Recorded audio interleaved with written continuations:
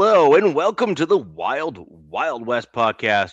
My name is Richie Riche, and the sun is finally out here in Canada, as you can see by the glare on my screen. But don't worry, it'll get dark soon and I'll be crystal clear once again. I am from the MHRT network and I'm representing your Denver Broncos on the Wild Wild West podcast.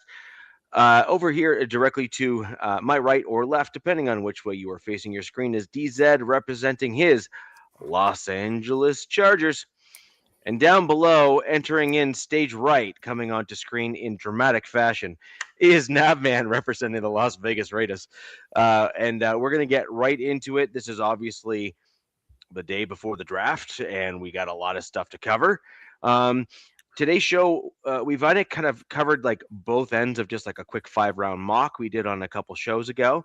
We did a really cool concept of a show, which I really enjoyed last week, which is who do you not want to draft or who do you not think you should draft, and kind of gone the contrarian route, which I thought was super cool because I hadn't seen any other show do that. And then today is going to be a presentation of kind of like an idyllic 7-round mock from each of us with players and positions, etc. In right on time for the draft to come up so that we can then kind of see perhaps if we got a guy right, a guy wrong in the right spot, that sort of thing, which I think will be rather interesting. So to kick things off, let's throw it down to DZ or over to DZ. No offense, Nav. I think your first pick is going to be rather boring for the group, but we're gonna eventually get there anyway. Sorry, it just is what it is, man. So kick it over to DZ and get this party started.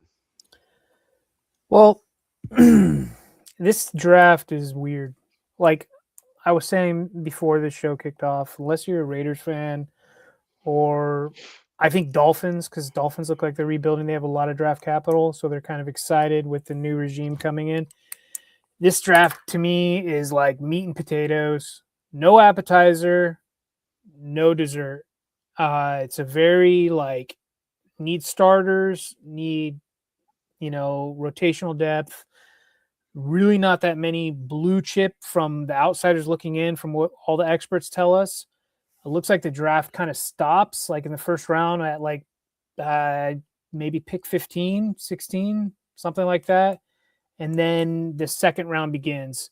So like for when the Chargers pick at 22, it's essentially like the back half of that first round.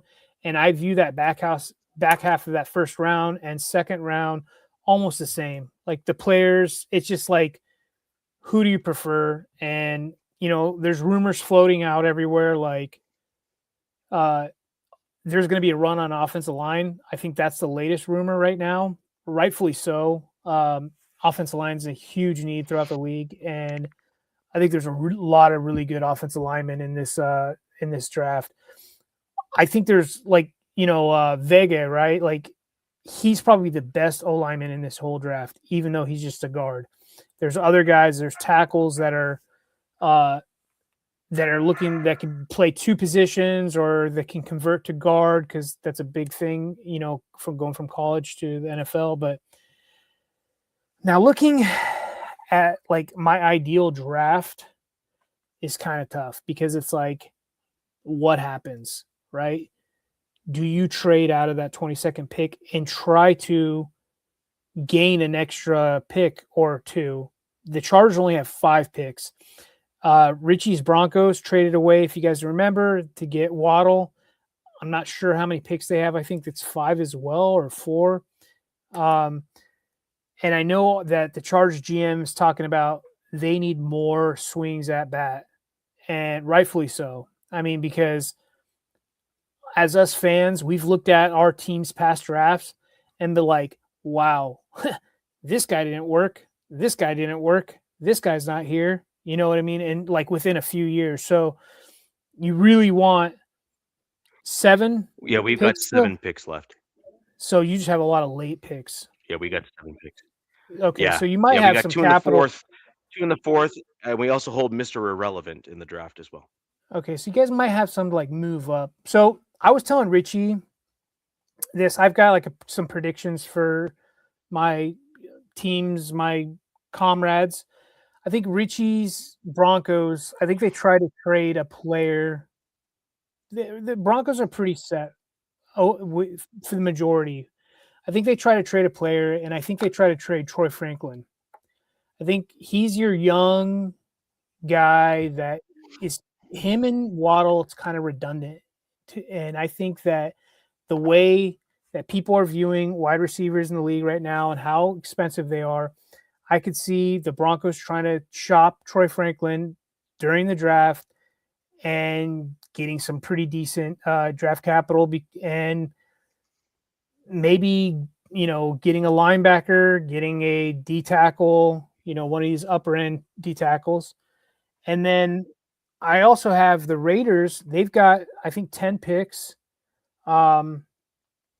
I think that they try to trade back into the first round and try to get Omar Cooper as their X to pair with, the inevitable, new quarterback for Las Vegas Raiders and Fernando Mendoza. So those are mine. We'll see if that happens. I think it'd be kind of cool. I like Omar Cooper. I think he's going to be a good guy. So I'm going to run down before like my ideal. Like, I have no clue what my team's going to do, but I have like players that I'm like, all right. And then no specific order that if my team grabs, like I would be stoked because with only 5 picks, I'm kind of hoping they trade down. But D'Angelo Pons, cornerback out of Indiana, I love him. Gabe Yakus, the edge out of Illinois. He, to me, if we go for edge in like say the second round or something, that's a guy I want. He's a war daddy. He's an ex-wrestler. The kid had a 65-pound growth spurt in one year. He's a 2-time high school state champ in both weight classes. Just, yeah, that's a guy. Caleb Downs, safety, Ohio State. I could see what if he slides. Chris Johnson, the cornerback, SDSU. Gerard McCoy.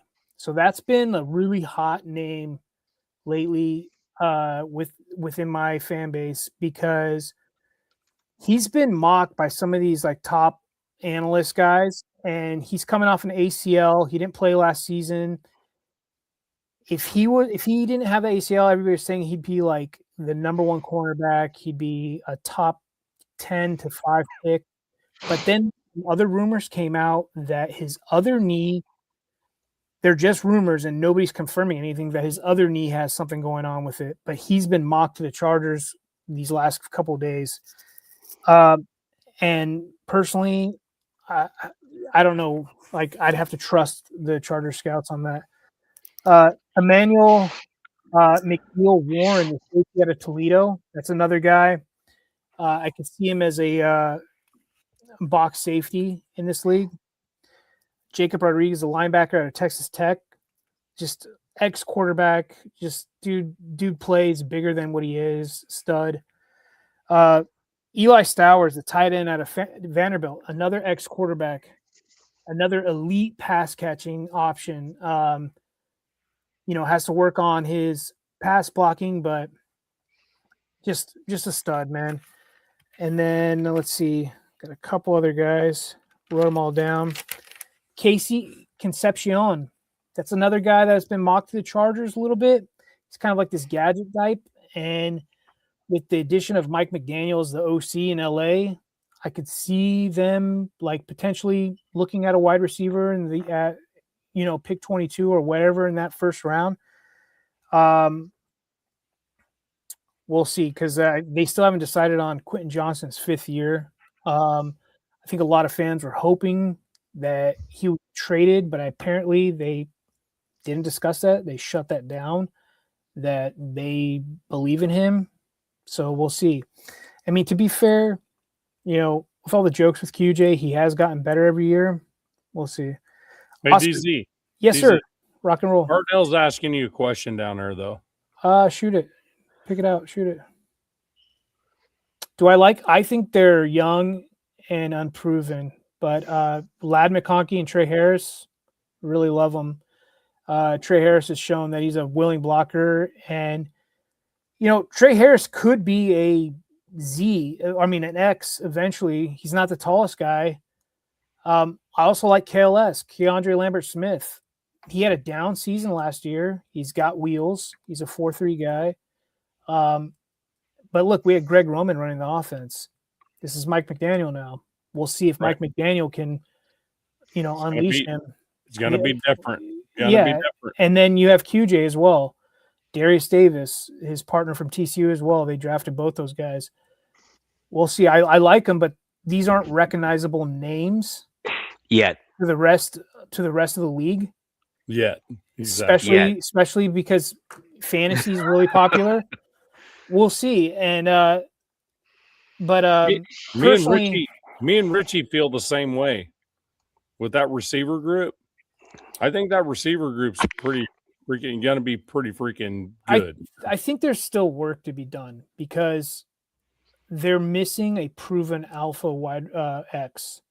And some people believe Ladd can do it. I don't necessarily agree with that. I think Ladd is an awesome guy, an awesome receiver, but I think to be an alpha X, unless you're like Tyreek Hill with that those crazy wheels, you need to be like 6'2" to 6'4". You need to have that size, that jump ball ability on the outside. But that's just me. Let me get through some couple more names. Oscar Delp, tight end out of Georgia. I think a lot of people are sleeping on this guy. I think he's gonna be fantastic. Jimmy Rolder, another linebacker out of Michigan, another stud. Nobody's talked about this guy at all. I'm curious to see where he lands. Now, one of my personal favorite linemen, because I pretty much am just preparing myself that I'm not going to get Vega, the Penn State guard. I think he's going to go either pick 10 to the Giants or pick 14 to the Ravens. Right. I don't think he slides down. Now, there are some that think that he will slide for positional value. People don't value guards, but this guy he is blue chip as they come. And dude, I'm telling you guys, I don't care what D linemen's in this league. They do Who not drafted a guard early? Are you talking about?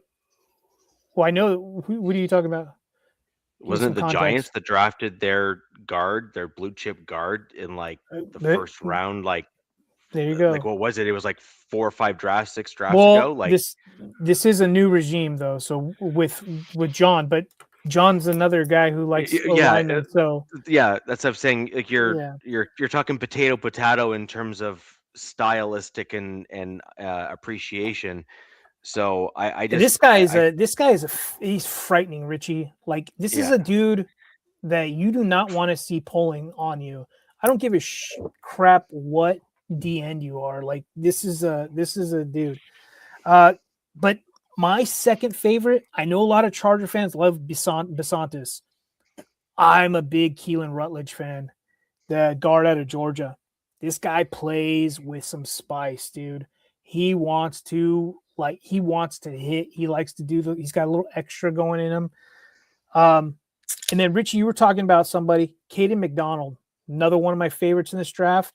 D tackle at Ohio State, just stud dog, right? Like he was linked to the Chargers a little bit like a couple weeks ago, but then we signed in free agency Dalvin Tomlinson. So I'm wondering if they would kind of snub their nose at that as a first round pick. Spencer Fano, offensive tackle out of Utah. Now, talk about versatility, guys. This guy can play all 5 positions on the O-line. He is going to be an absolute savior for whoever drafts him, because if you deal with any kind of injury or any kind of hiccup, he can slide in on a moment's notice and play your left guard to your right tackle to a backup center if you need be. Another stud. Jennings Dunker, the mullet dude, the barrel mullet, who played tackle at Iowa, but is slated to be a guard in the NFL. And then if you needed him to play tackle, a game or two, well, so be it. Now, there are some that say that it's just a shtick and he's not as good as yada, yada. I'm not buying it. I want the guy on my team. And then one other tight end nobody's really talking about is Sam Roush, tight end out of Stanford. I thought something blew because that was my headphones. But Sam Roush, I believe he's 6'6" or something like that. He's crazy. 6'5" and 260 pounds, and I have him being drafted by my team. Now let's move on, please. So I just threw out I threw out like I don't know 20 names. That the reason I did that is I'm hoping if my team can come away with one or two of those guys in this draft, I'll be stoked. Now, I look at the Los Angeles Chargers like if they needed to play a game tomorrow, can they play a game? Yes, but you don't really have a starting left guard right now. That's a huge priority. You need a third rotational edge. That's a huge priority. We lost Odafe Owe to the Washington Commanders for $100 million. They holy hell overpaid. So good luck with that in DC. But now, Richie, if we go ideal draft, right? Like this could start so many ways, and we're not throwing trades involved, or I haven't done any trades in mine. I'm assuming that I go right through the proper picks that we have. But I mean, if you did trades because that gets you what you want, so be it. I'm of the opinion that I think there's going to be so many people that are going to be trying to trade back that the value is not going to be there. I agree. That you're going to end up with a lot of people drafting where they are just to get the guy. And then I actually think that as a result of that kind of general mentality, that's just my opinion. I could be totally wrong, and that's cool too. But I actually think that as a result of that, you're going to have a lot of guys that are projected to drop that tend to stick roughly where you thought they were probably going to be drafted, just because you're not getting the movement that kind of like throws the linchpin or the grenade on the draft boards and stuff. So I think it'll be rather interesting to kind of see this year's draft. But I do think actually, and this I thought was fascinating, is I think you're going to have very little movement in those upper portions, the first and maybe the first round period. And then I think the top of the second is going to be a little bit difficult to trade down or back up into, because I think people are going to be wanting more value. I think that what you're going to be getting that's going to be super interesting is the third to fifth rounds. I think it's just going to be just insanity, because I think that that's where teams are going to be getting and targeting like those specific players that they believe can be immediate contributors this year, but were not deemed positional value, for example, in the first and second round. And they're going to be moving up to like snipe them at a specific position. Yeah.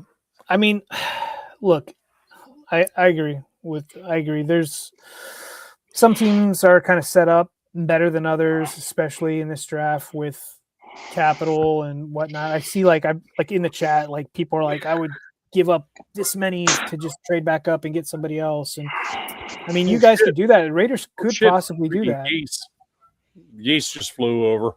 Holy shit. Oh, I can hear them. They honking like crazy, like Seahawks. They're going south. Can you kill them, please?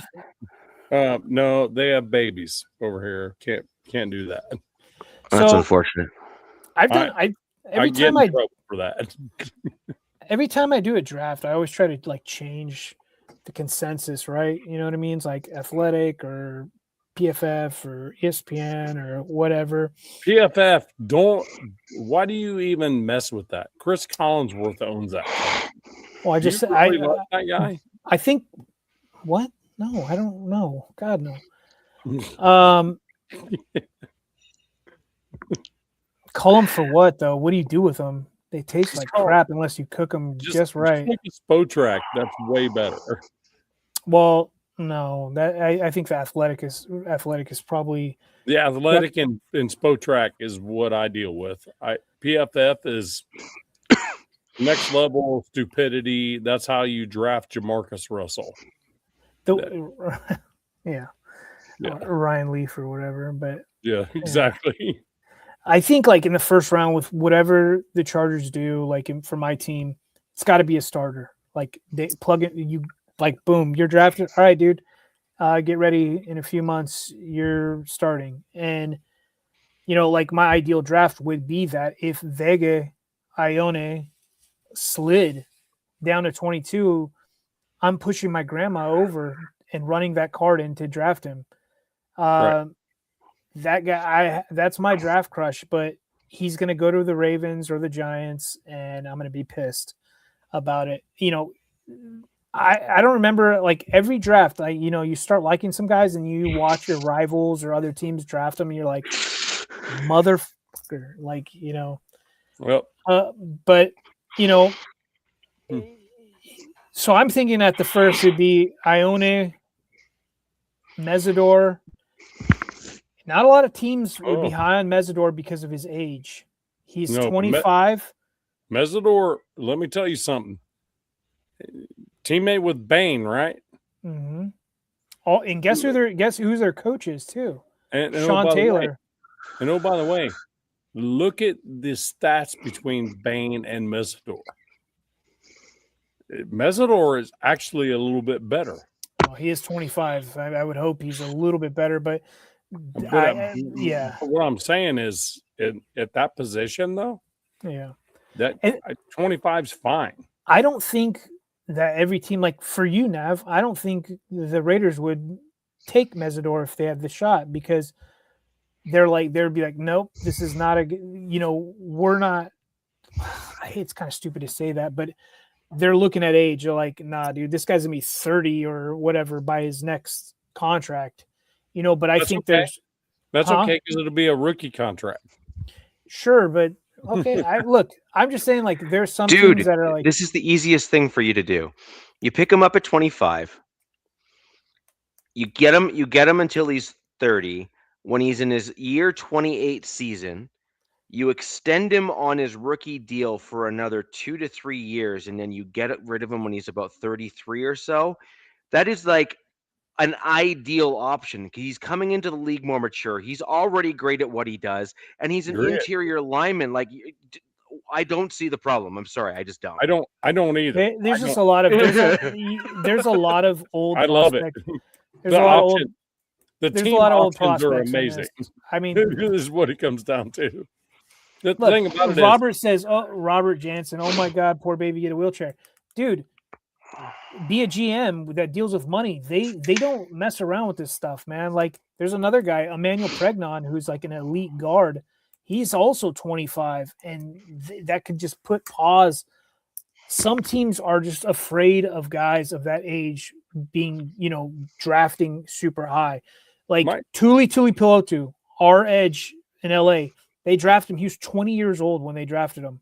There's another guy, I think it's Falk. I don't know if it's Falk. Is it Falk? There's another edge in this draft that's super young. And they're going to be younger because they don't have the COVID thing. They don't have the extra eligibility anymore. You know what I mean? So they're going to be younger now.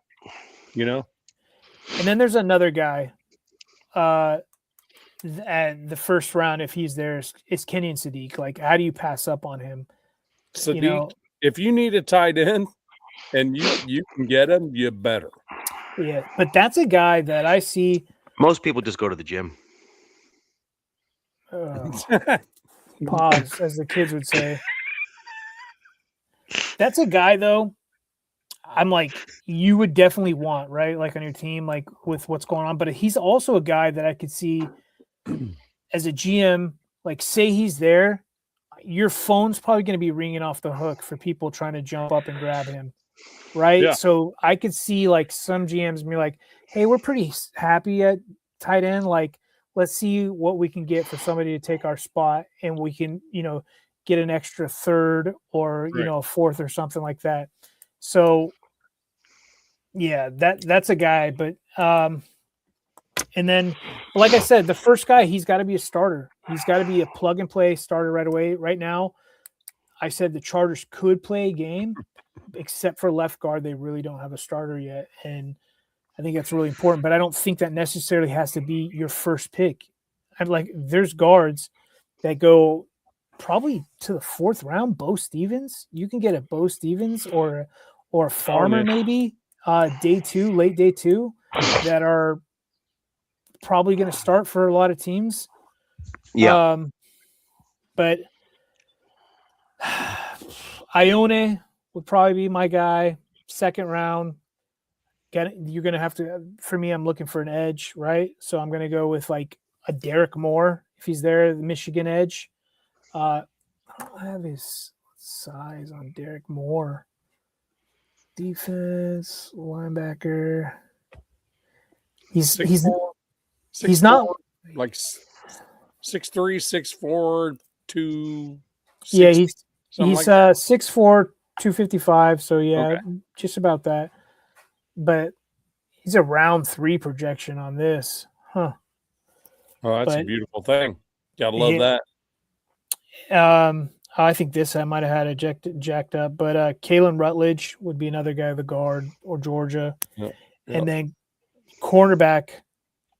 I think every draft, every team should try to go and get a cornerback. I think, especially this day and age in this league, there's so many different styles of defense. You need cornerbacks. They get hurt all the damn time. They get penalized. All kinds of stuff happens. Takario Davis out of Washington, cornerback. And then with only one last pick, I would like to get another defensive guy in there. And I really like, there's a couple guys I really like. Nadam Tucker, that was with our coordinator at Western Michigan. He's another old guy. He's like 25, going to be 26 when the league kicks off. He had like 10 years in freaking JUCO or something. But like I said, I don't care. We're trying to win now. We're not trying to win in a few years. We want to win now. So Dom Tucker in the 5th round, or a guy out of Navy, Landon Robertson, if he's there, that small D tackle. We've talked about him. He's a small twitchy guy. Yeah. Yeah. Let's see what his I want to say he's like 250. Yeah, he's not big at all. But people are like, this guy could be fun. He plays above his weight in the interior, but he is still like 6'3" and like 250 or something. Wow, he's so down there. I can't even see him on this thing anymore.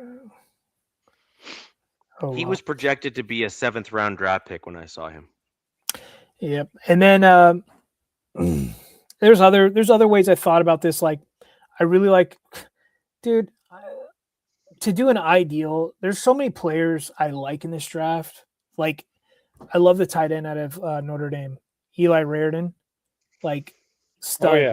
No doubt. Stud, dude. Like, that's another Mike Mayer is what that is. Yeah, just stud, man. And then what my team doesn't have right now, like technically they do, but not really, is a good backup center. And I'd love to, like, hey, with our last pick at 204, get Pat Coogan. Get Indiana's. I don't know if you're going to get him there. To be honest with you, I'm looking at it more, and I think he's going to go in the 5th. This is a 5th round pick. I'm saying my last pick. I thought you were is, saying. Oh, I see what you're saying. Wait, what number? What okay. are you saying with him, like around his number wise?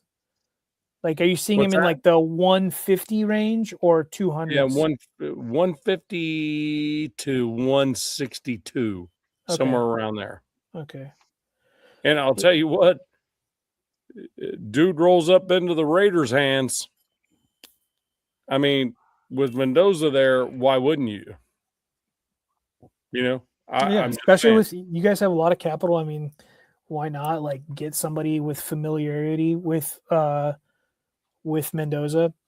But it's kind of hard to just be like, this is my ideal draft. This guy, this guy, this guy, this guy. I know Richie probably did that.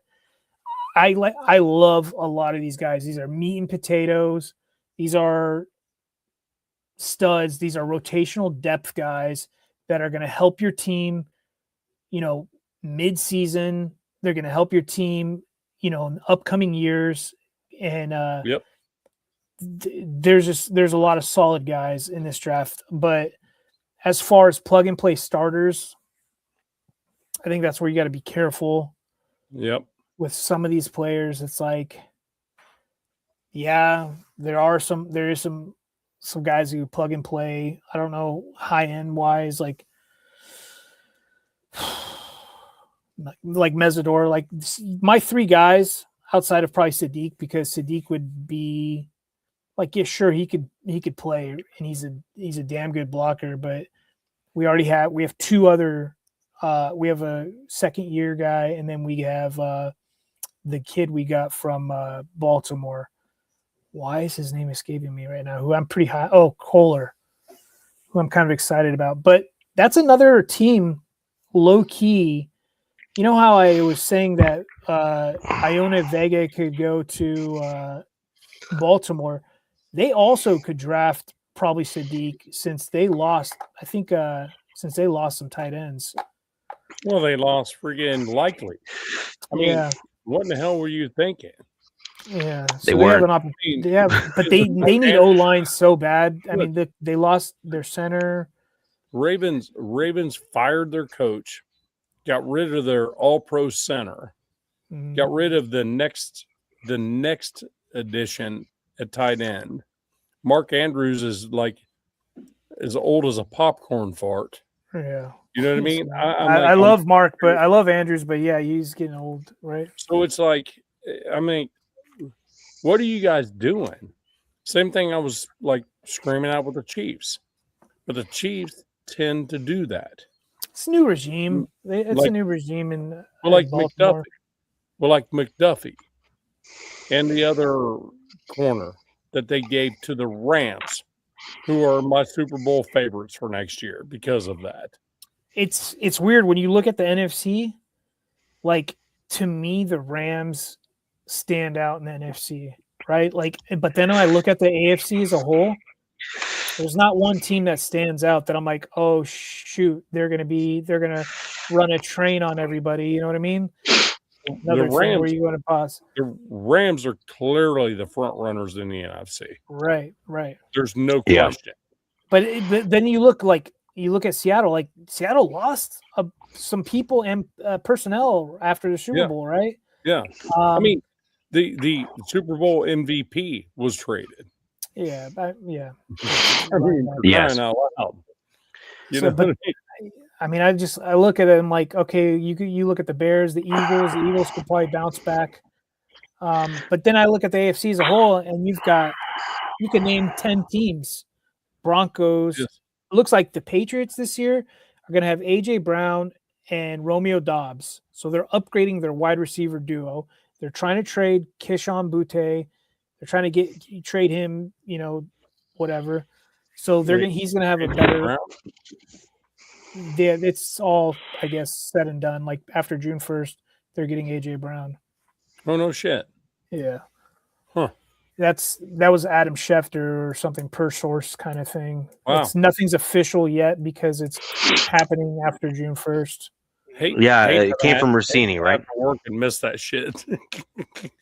I knew there's gonna be a joke in there somewhere, right, Rich? The source was Rossini, wasn't it? Look, I'll tell you what, Diana Rossini, when she says shit, it typically happens. People are digging up tweets from like 2020 when Vrabel was with the Titans. Yeah. And they're seeing some connections, and they're like, oh my God, like, how long has this shit been going on for? Which probably longer than you think is the answer. Right. Probably longer than you think. Yep. Yeah. And it's like, yeah, anyways, it is what it is. So the source was Wi-Fi Willie. Yeah. Where's Wi-Fi Willie been? I haven't seen his stuff. He used to be blowing up in the Raider Nation. He's a freaking turd. He was all over. I would see him all over stuff. I haven't seen him in a while. Him and his wife, right? Like, big time Raiders people. He's a turd. But I don't know. There's other guys I see. Peter Woods has been really popular, who I actually really like. D tackle out of Clemson. That's another guy. Now, there's only one team that I've heard rumored that wants to trade up. That's Houston, and that came out like today. They're another. That's a scary team looking to. I think they're going to make a run, and they're not going to stress Tank Dale, I guess, to like be ready to rock and roll. But that's going to be a scary team this year. That for whatever freaking reason, man, their defense has been our kryptonite. But probably because we've had an O-line that work at FedEx every time we play them. So that's probably reasoning behind that. Hardell says Kennewood hit it.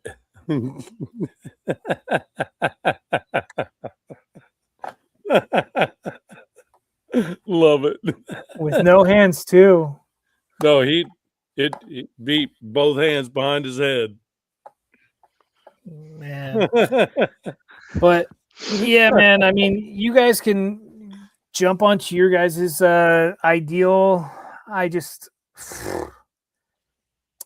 gonna be interesting to say the least what happens. To be honest with you guys, I kind of hope that when pick 22 comes around, which is not going to happen, but they don't draft in the first round altogether. That would be my dream, not to draft in this first round altogether, because there's no difference to me. Players at 22 to in the 30s and 40s, I think they're all the same, in my opinion. Right.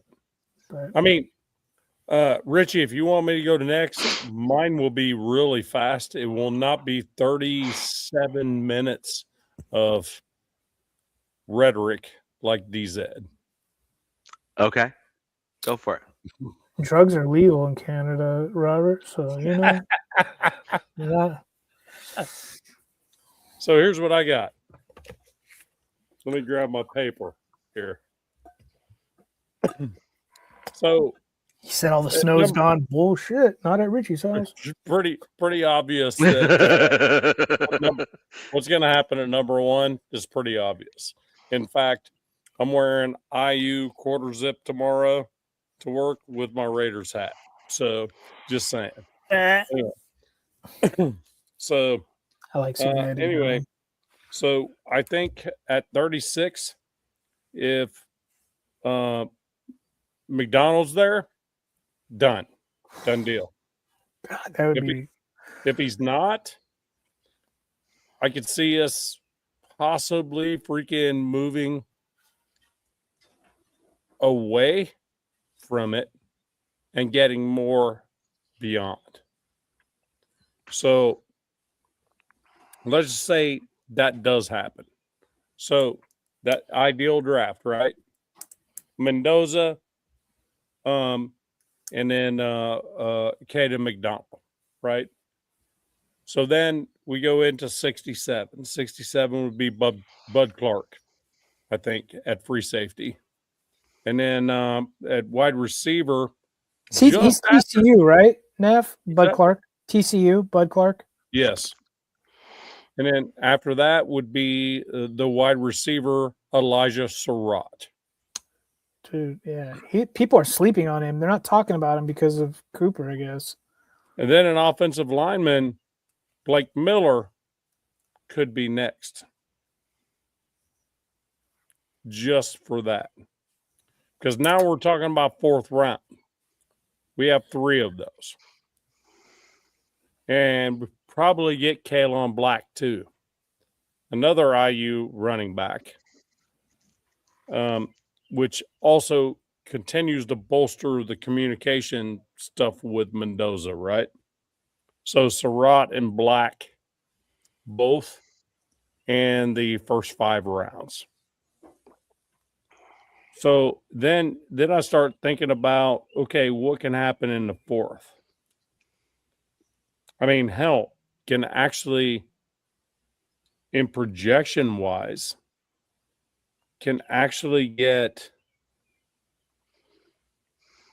to another free safety out of LSU.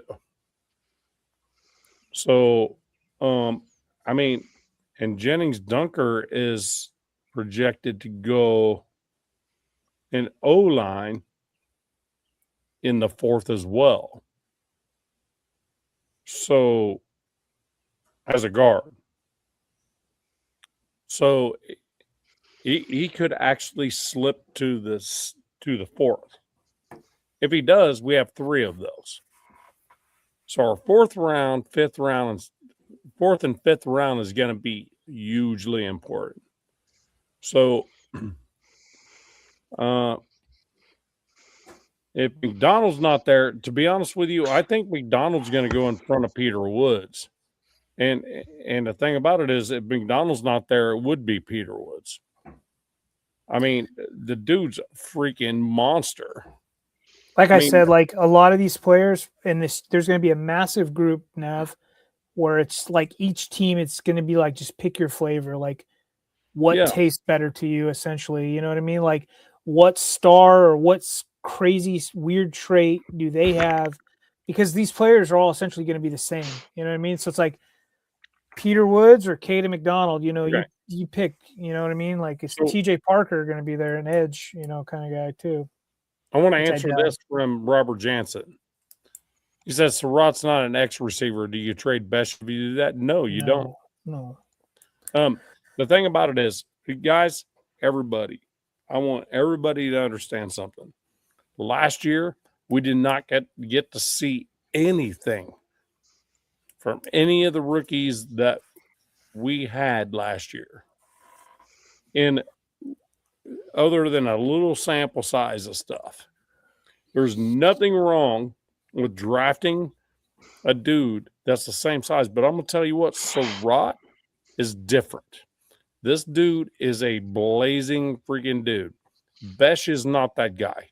Besh is your slot receiver. Think of him as Hunter Renfrow, just a little bit bigger. You know, he could be a tight end on some people's teams. You know, so, I mean, Surratt is a dude that he just catches everything that's thrown his direction. You know, he's great hands and he's fast. Besh is not necessarily fast. So I don't think it's a kind comparison between the two. The thing is with Surratt, you have the connection that Mendoza and him have. And that's kind of why I said Kalon Black in the 5th. I'm pretty sure he will be there. And Kalon Black's a freaking beast at a running back. To have that combo in the backfield, and oh, by the way, Craig Ironhead Hayward's son is a fullback in the backfield as well. That they just got in free agency. So, I mean, here's the thing. Everybody has to take a little bit of a step back in Raider Nation because we don't know what we have yet from last year. They never got an opportunity. Once we're freaking unable to make a playoff run, all these dudes should have been playing football. You know what I mean? And that's what irritates me. We didn't get enough good looks at Rodgers. We didn't get enough looks at Grant. And when we did, they actually looked pretty good. I'll tell you what, Lockie Tossie, if that dude learns how to play football, be careful. That's where the next Blindside movie comes from. I mean, this dude is a absolute monster. So I'm not really worried about the draft so much. You know, we know number one's going to go where it goes. And if it doesn't, I promise you, I'll be like, what just happened? You know, if they say something like the Raiders have traded the number one pick to the New York Jets or some shit like that, I'd be like, wow, what just happened? Tomorrow at 7:30 Eastern, all I'm waiting for is that announcement, you know, and then probably going to go to bed, you know, but here's the thing for the Raider Nation. I just want to tell you guys and you guys both. So I probably won't be on here next Wednesday. So I'm in the process of buying a house here in Indiana, and I'm trying to sell my house in Tennessee. So the next time I'll be down in Tennessee is May 8th. I'll be there May 8th, and I want to do a show, my last show in Tennessee, like my own personal one. So I want you guys to be there, and because that's going to be like the movers are coming and taking everything the next day. So I want to do that. I just wanted to throw that out there because I just want to tell everybody, hey, leaving Tennessee, so off we go. And I think we're buying a house here that's a brand new build, and nobody's sat on that shitter but me when I buy that place. So breaking the throne yourself. Kind of a beautiful thing, right? What time are you trying to do that? I don't know. I'll keep you up to date. We're a few weeks away on that, but I'll be on a jet plane on that day in the evening, so maybe probably be 8-ish Eastern, more than likely. Might be back by then. We'll see. Okay. All right. Well, I just want to let you guys know. So it's just drama, like left and right. New job. I'm staying at my buddy's place. Wait, are you saying that you're not going to make next week that week's show too? I don't know. I'm okay. So might as well, if we're throwing our schedules out, because the week of the 3rd through 9th, I'm going to be on a boat in Mexico. So I'm probably what the hell? They got good tacos on it, or what? I'm gonna be fishing for fish tacos. Fishing. Okay, so back to the scheduled programming, Richie. Yeah, Richie. That's cool. So, yeah, I had an interesting one here. So the Broncos have a weird draft just because we traded our 1st and 3rd. So you've kind of lost, like you're at a weird spot when all you have is that 2nd round, and then you don't have a 3rd round following it. So you have no backstop there. Like you're in this really odd position in terms of where you are in the draft. Now, I operated as I kind of did this here, where I had to stay put. I couldn't trade up. I couldn't like rejig the draft or anything like that. So I kind of stayed where I was. But you've said, Richie, right, for weeks, like, I get what you're saying, but you're saying like, hey, you think like they might want to part ways with maybe a defender or something to try to get some more picks. I do believe that a guy like Stidham is on the trade block, specifically for a 3rd round pick. I believe that they're going to be trying to target like a 3rd round pick and maybe like a 4th round pick swap or something like that, or like a Stidham and maybe one of our 7ths, for example, for like a 3rd round pick or something like that. I could see that as a thing. I think there's going to be a handful of teams that are still quarterback needy that really need a more competent quarterback on their team. And I believe Stidham is looking for a true opportunity to try to prove himself again. And I think that there's probably a willingness to move on from him, given the fact that we basically re-signed both our 2nd and 3rd string quarterbacks this offseason, which kind of told me something. Where like we had Stidham under contract already, but then we actually solidified the 3rd string quarterback as a contract signing, which just seemed odd to me. Like, you know what I mean? Like, it's just one of those things that doesn't really add up. And so to me, I think that was a bit of a sign that we're willing to trade Stidham away for draft capital in the draft. And I think that you're going to have a bunch of teams that just didn't get their guy and need someone. Real quick, Richie. You just reminded me of something. It's going to be really interesting from week 1 to watch certain teams to see what they do. And I'm saying that because of the quarterbacks coming up in the 27 draft, Arch Manning and other Smith, I think was the other guy's name. But like, do they just tank from the gate? Like they're not trying to mess around. Because you messed something with the quarterback, and I'm like, I don't know, man. Maybe these guys just don't want to screw up their opportunity of probably landing the big fish. I think you're going to have a couple teams, as an example, that are going to be in need of a quarterback this year, but have too good of a roster that they know they're not going to be in the top 5. And so I think there's about 3 or 4 of them that are kind of in a similar position where they're like, we got 2. Or, for example, the other thing is you have another team, for example, like New England or like a, I don't know, we'll say like the Rams or someone like that, who are true contenders this year.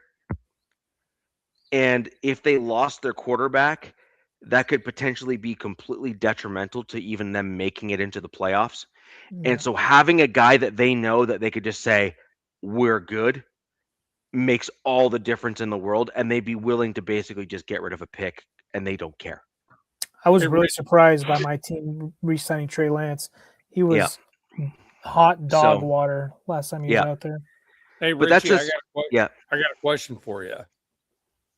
Who do you think's a better quarterback to have on your team? AOC or Jarrett Stidham? Ooh, I know my answer. Stidham. That's my answer. Why? So my reasons are, I believe he's proven to be a solid guy on the field when he is there. He's proven to be a good locker room guy in the background.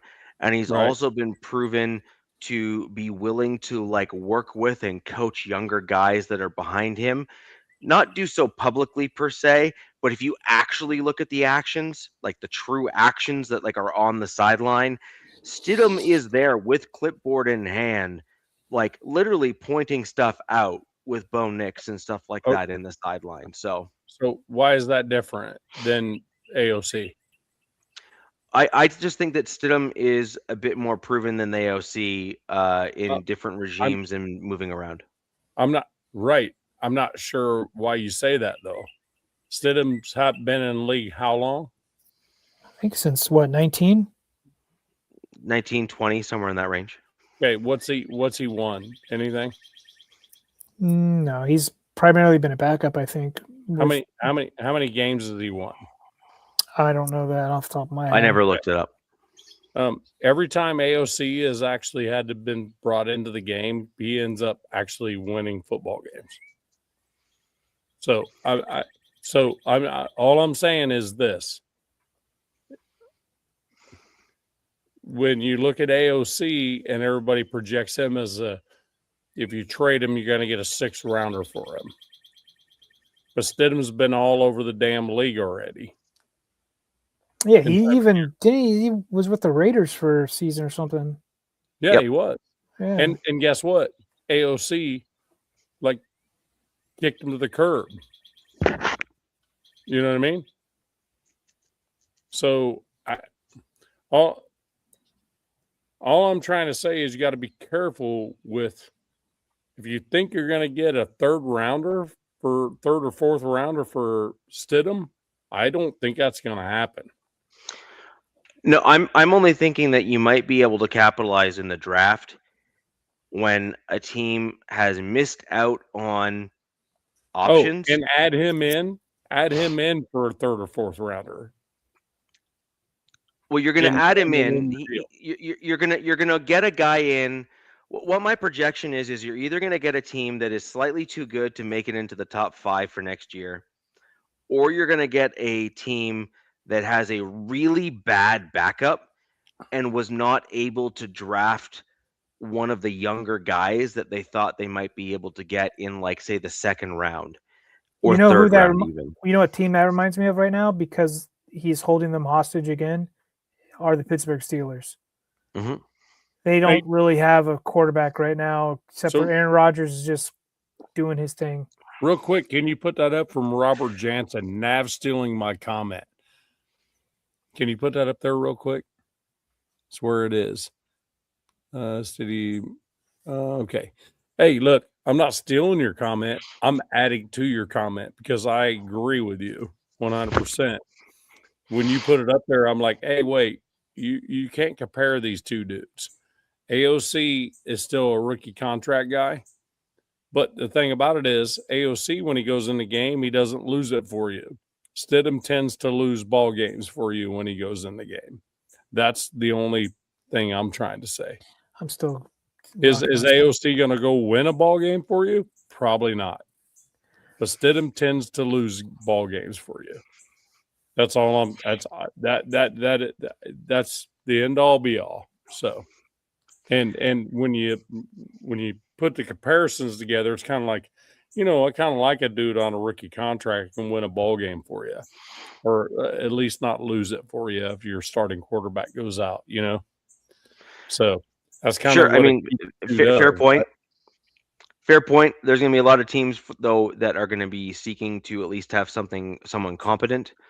And there was a time, at least not that long ago, where Stidham was on a trajectory where he was similar to AOC, where you thought that he might be a starter at some point. Yeah. And I just think that we've seen where things are bridged and worked around Stidham, where he has actually looked incredibly good. And I think he can be quite a competent quarterback when a team kind of moves in his direction. It'll be interesting to see what happens. I really do. It'll be interesting to see what happens. I mean, maybe he's like a fourth with a seventh package with him or something, or a fifth with a future seventh package with him or something. But I do think that he is a legitimate trade option for the Denver Broncos. I also think that Riley Moss is a legitimate trade option for the Broncos as well this year. I think that his issue is going to be, it really comes down to this. Send him here. Nav, are you saying that Aiden O'Connell's like a potential trade bait? Because since you guys have, what's his name also? Kirk Cousins. Yeah. Kirk Cousins, Mendoza, and him, but you're always going to keep 3 on your roster. So you have an emergency guy, and then you need one for like camp and preseason. But I mean, there's no question it could be possible, because I'm pretty sure you guys in the chat tell me if I'm wrong. He's still super young, man, too. So I think I can see teams wanting to take a shot on him. Yeah, this is the last year for AOC on the rookie contract, I do believe. So getting on to my picks and who I'm looking at, we had a couple Broncos fans in here earlier asking me kind of what my thoughts were in terms of my picks, who I have, all that sort of thing. Long and the short of it is, I think that the Broncos might try to move up in the second to go after McDonald if at all possible. If not, and we stick where we are, and this is what I've drafted, is if we're sticking at our current pick right now, I have Caleb Proctor as an interior defensive lineman going to my team. There was a bunch of different options that I had there. I had a couple tight ends I liked. I had a couple running backs I liked. I had an interior defensive lineman I liked. And there's a couple linebackers there that actually were quite good as well. My problem that I have is I just believe that the Broncos linebacker room and the way that we have rejigged it with the guys that we have on the roster, we are moving Sanders to outside linebacker again, the guy that's basically constantly hurt, which is basically our way of saying you're likely not going to make the team. And then, we're just, trying to be kind. And then we also have Jonah Ellis, who basically played this hybrid role from the outside backer position for us. And they're saying that they are going to be moving him into the inside linebacker spot periodically for snaps, because he's a freak athlete and he can also rush the passer. So he's a great option at the inside backer position for us. He's already proven to play those types of hybrid roles better for us. And so I ultimately just said I think I can get the next 2 positional value pieces that the Broncos really need on the roster, like critically, actually. I think we could get some great value in round 4 for both of those positions. And both guys that I really liked actually fell to the 4th in where I wanted them. And it just made too much sense for me not to move in that direction. George Payton and the Broncos have also proven to target value at their picks, especially in the second round, and willing to take a little bit of a risk for a guy that has a higher upside. So Proctor has a little bit of polish required in order to really get to the status he needs to go. Well, guess who else had a little polish required? Same pick position. Nick Benito. He was picked literally right around the same pick, plus or minus a pick. So again, the Broncos have shown that that's the type of thing they're willing to take in that kind of second round sweet spot there, which is a ton of upside and coach him up. Richie, I think you're also kind of excited like I am, especially with your team's track record, that when the draft's all said and done, what UDFAs is your team pick up? That will probably be like, those will be guys that you're going to be, all right, man, because I know one of you is making the freaking 53 or something, you know what I mean? Because with your guys' track record. We have a track record of basically picking up. Like, I think the Broncos, I would put our UDFA record of picking up guys against any other NFL team in terms of success. No. The Chargers with Telesco, they had a good run with UDFA guys, but not like immediate starters. Nowhere close to what the Broncos have been doing over the last 7-8 years. Just stupid. Just dumb. Dude, Chris Harris Jr. was a UDFA for my Denver Broncos. Right. Okay. Going back into that regime all the way to where we are right now. Yeah. Like we're talking like all pro, like upper echelon dudes in terms of trajectory. Like I'm sorry, it's stupid. Like it's almost unfair. Like, I'm not gonna lie, it's almost unfair. Right. Like Jaquan McMillan was a UDFA. He's literally in like the top 2 or 3 nickel corners in the league. Hey, I'm gonna throw a linebacker name out there. It's not better than Derwin. Derwin's essentially a nickel corner right now. I don't know exactly where he's gonna go as a linebacker, but that dude Jacob Rodriguez is gonna be a freaking either first rounder or right at the second round. I think he'll be middle second. Is what I think. But Jacob Rodriguez is gonna be a game wrecker. Yep. That dude is. Do you know who he reminds me of? Who's that? Luke Kuechly. Yes, that's exactly what he reminds me of. Yeah, my wife goes. Yeah, he reminds me of Kuechly. That dude runs around like Luke Kuechly, and she's a Panther fan, so obviously she knows. Yeah, I mean, outside of Sonny Styles, who's a top 5 pick or whatever, but yeah, Jacob Rodriguez looks to be. Yeah. I mean, fun. And for crying out loud, his old lady flies freaking Black Hawk helicopters, man. Oh, Rodriguez does? Yes.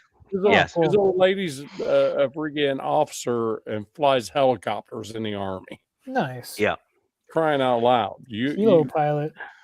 Yeah, helo pilot, dude. Combat pilot. Yeah. That's cool. So for my Broncos, there's a couple options. I ultimately went with what I believe is a combination of typical Broncos pick, upside, athleticism, coachability, coming into a good defensive line already, has the opportunity to ebb and flow and grow and do better as the season goes on, that sort of thing. So I ended up going with Caleb Proctor. If we trade up and get McDonald, I think he'd be another great pick for the Broncos and would fit in a similar mold in terms of that kind of growth trajectory and whatnot. But again, my pick is, I think we're going to want to try to go back to like the Derek Wolfe style pick and go for that like interior defensive lineman in order to allow us to backfill the JFM loss. Right. And you got to remember, these guys at the interior defensive line, even a halfway decent guy, they're making like 12 mil a year. Yeah. Like they're making 10, 12 mil a year. And so you really want to get a guy in his rookie deal in that position just because there is tremendous positional value picking up a guy in the draft. Yeah, he fits your mold, Richie, because he does. That I'm looking at him 6'2", 290. Like, you guys have these kind of these lighter weight D tackle dudes. Lighter weight guys, play above their weight, twitchy, fast, get to the passer, all that kind of stuff. That's what I'm saying. He kind of fits that kind of. You guys could also be going after that one of my favorites, the kid from Navy, too, maybe. Potentially late in this draft. Yep. Oh, yeah, he could be later or UDFA for us. He's a guy I have potentially as a UDFA flyer. But And that's the big thing. That's the big thing with the Broncos that I was seeing last year was you guys missed a lot of tackles, bro. I mean, tackling's got to be like a priority. Yep. For you guys. So the one thing to keep in mind as well, and this is just for the just for the non-Broncos fans out there. We have Corinne Reed and Jordan Hunter as our inside backers that we brought in as UDFAs. Yes, 2 more. They are like Jordan Hunter was on the field for a good portion at the end of last season for my Denver Broncos and did quite well.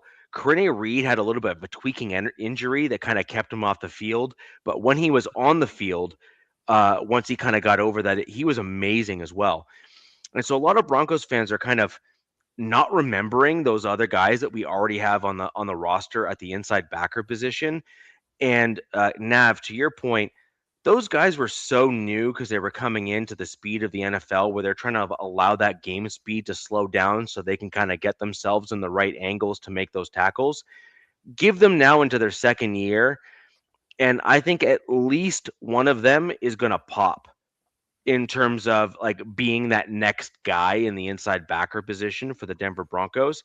And to your point, Broncos didn't even need to spend draft capital. We just picked him up as a UDFA and brought him into the roster, and he made the 53.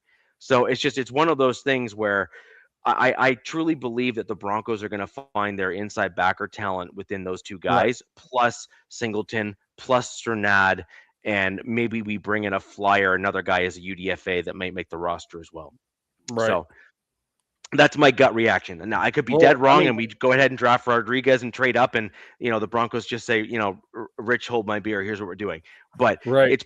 I think we're going to move in that direction. That's just my gut reaction. Kenna brought up a good question there. Big Citrus.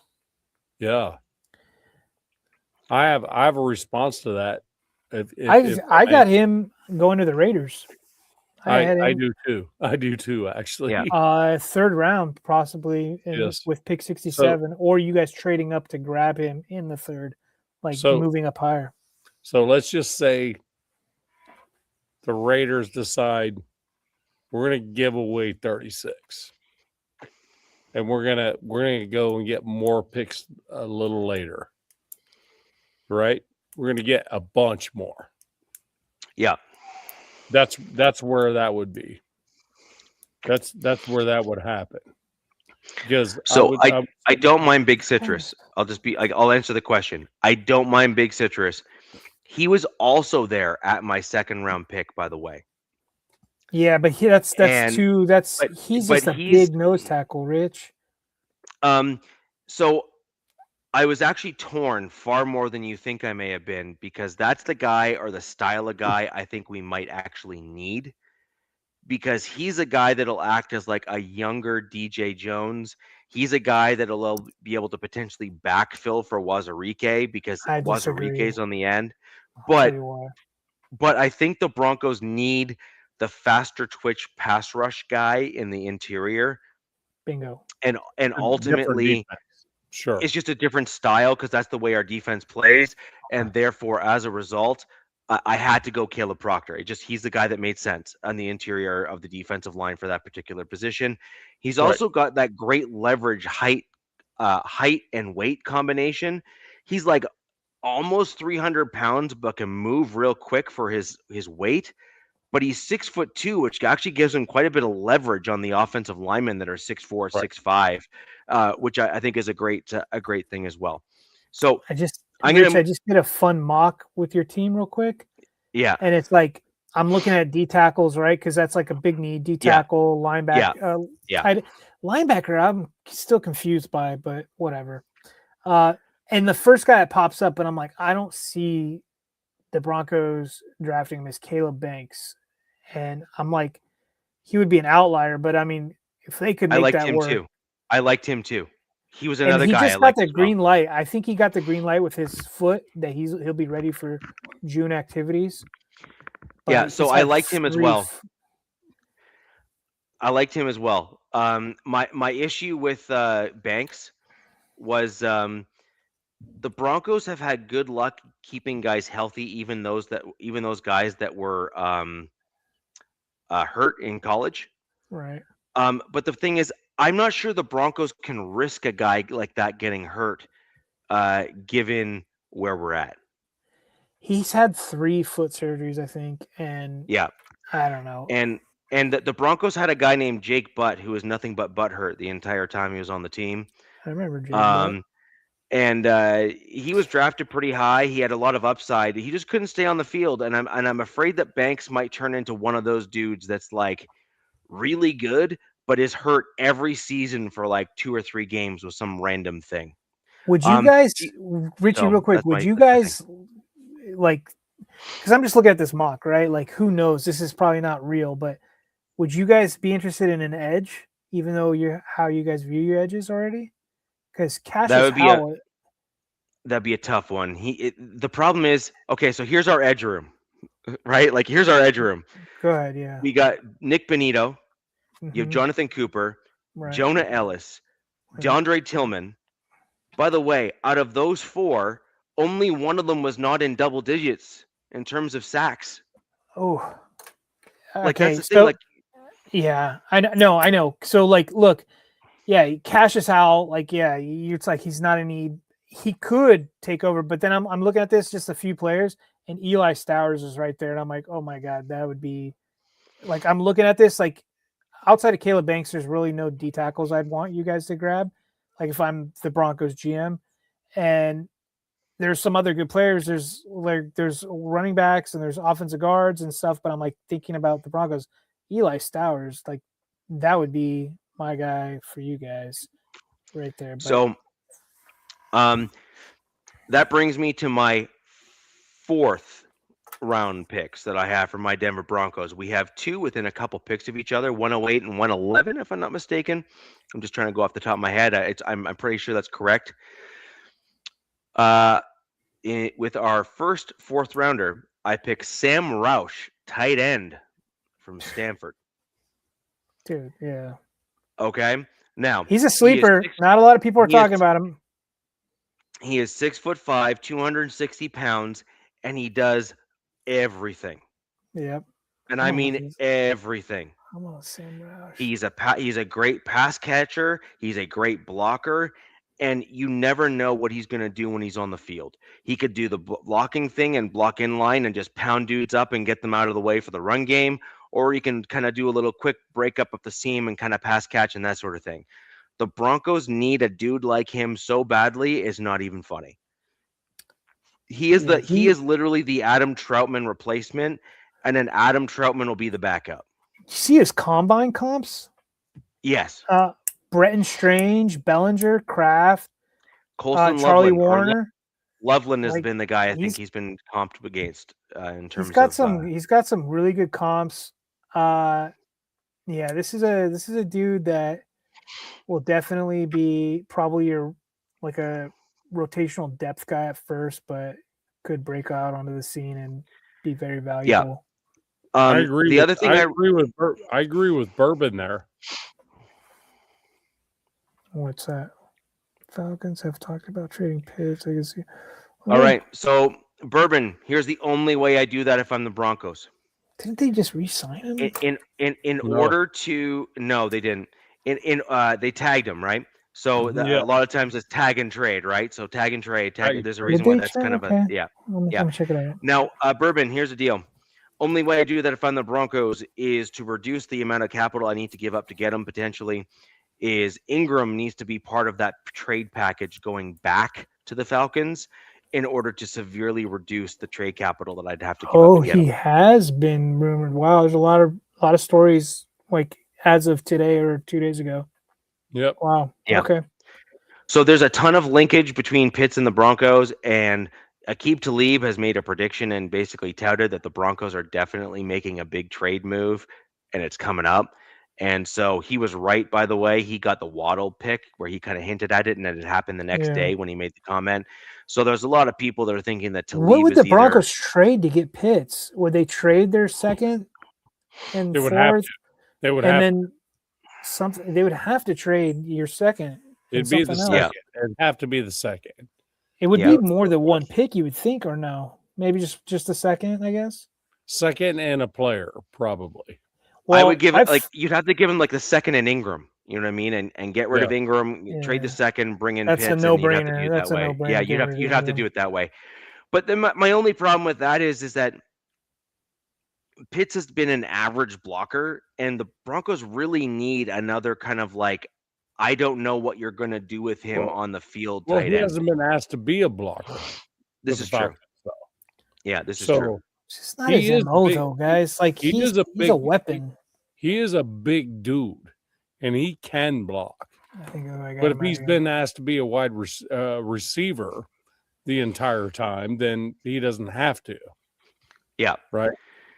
So either way, in looking at the draft in its purest form right now, that would be great for you, though. Yeah, I have Sam Roush, tight end, Stanford, coming to my team in the 4th round with our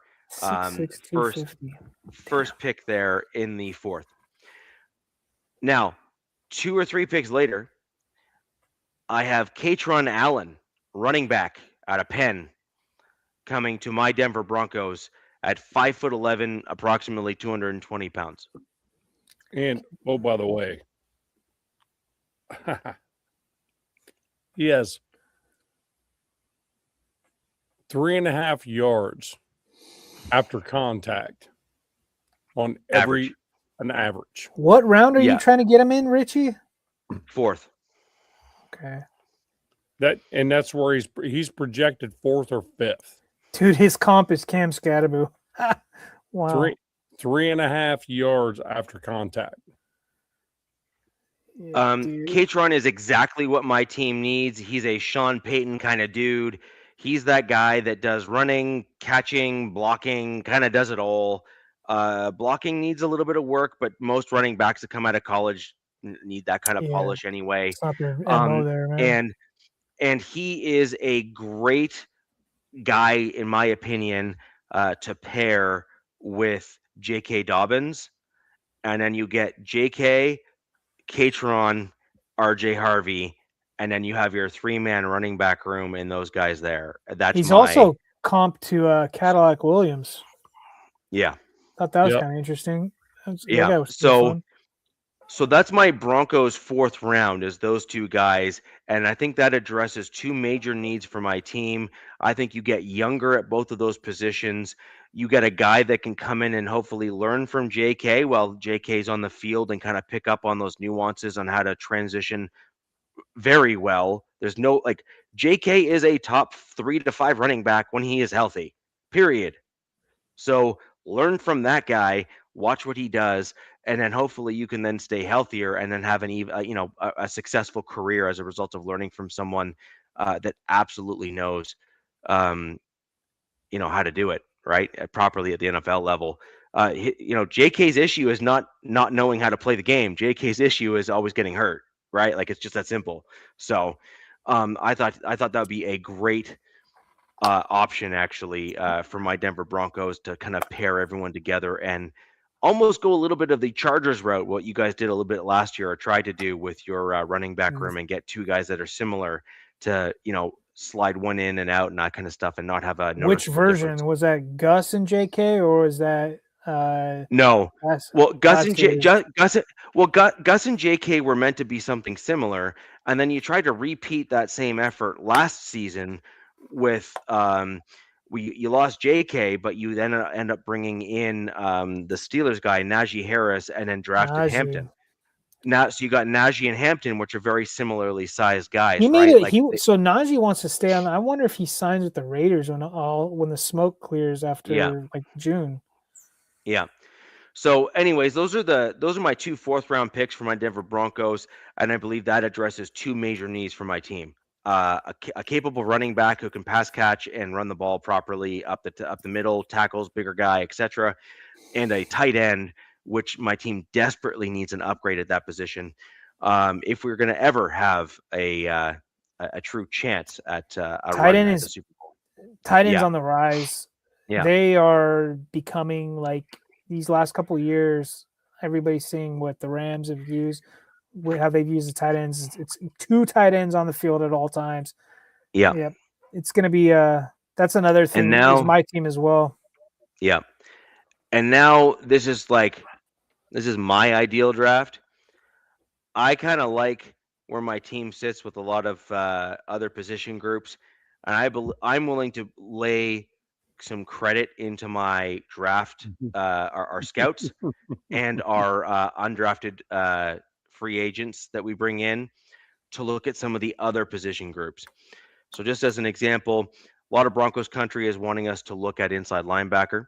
A lot of Broncos country is wanting us to look at some backup and depth at the safety position just because we're a little light in those position groups. I'm willing to push back to the UDFAs and start signing priority guys and use the fact that we're light in those position groups or have potential at those position groups to go get the best UDFAs available and sign them on as priority UDFAs and either ensure they're kept on the practice squad or even make the 53-man roster as a result of the priority signing. So that's my thought process on those two position groups.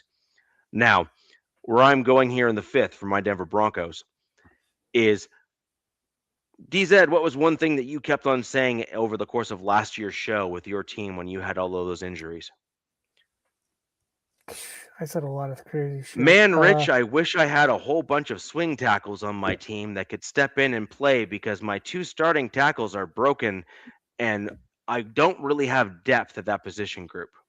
Yeah, we still don't. And then my response back was, I got a couple spares that are kicking on my roster right now that are pretty solid, actually. Yeah. And then you basically flipped me the bird and smiled about it, which is fine. I totally get it. But nonetheless, the point is that I believe there's a tremendous amount of value in developing tackles, especially big-bodied, able guys like Palcho. Okay, Palcho, who was signed for an extension this offseason and well-deserved. He's a guy that plays any of the guard positions and is a absolute starting caliber right tackle at the NFL level.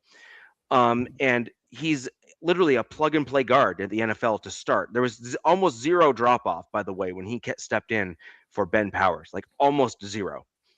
So that says a lot. As a result of Palcho getting re-signed and probably filling in that interior and us probably not looking at the outside guard or looking at the outside tackle position for him, it's time that the Broncos look now at a new swing tackle that we can develop because we will likely inevitably need to lose Frank Crum, who is the big Viking-looking guy at some point. And we're going to need to make some tough decisions in terms of our roster, including McGlinchey and some other tough choices at the end of this season. With that in mind, I have my Denver Broncos drafting Travis Burke, offensive tackle, in the 5th round of this year's draft. Travis Burke is 6'9", 315 pounds. He absolutely fits what my Denver Broncos like at our tackle positions. Dude, That's looks what like a everybody basketball likes player. at their tackle positions. This guy's 6'8", almost 6'9". Yes. 300, That's what everybody 325 likes at the pounds. tackle position. This dude's massive. Why? I mean, everybody likes that. You know what his downside is, but you just said he's going to be a a developmental guy. He drew a lot of penalties, 12 penalties on the Yes, year. he's like snatching people up. Yes. So I mean, we're picking him up in the 5th. The offensive tackle position is a value position in the NFL. If you get a guy in the 5th that you believe has the upside and the ability to be leveled up to get into a swing tackle or a backup, that's perfect. He's had some visits. So we had 12 holding penalties, essentially. Yes. Wow. They played 12 games, so we had 1 a game. Okay. Yeah. I'm good I'll with take that. Yeah, I'll take that. Well, yeah, I mean, that's why he's probably where he's at in the round. But he's got a combine comp to my boy Joe Alt, which that's not bad. Nope. So that's what I'm saying. 6'9"? Come on, bro. That's also great. DZ. If you go ahead and look at the details, his strength is the run game. Oh, I got at it. Let me check it out. His strength is the run game. Look, you got Diego Pons right after him. Let's see. I mean, dude, he's got the size, power, man. He's a mauler. He's a Yeah, mauler. they say he's got some. They say he's got some really good athleticism as well. Yeah.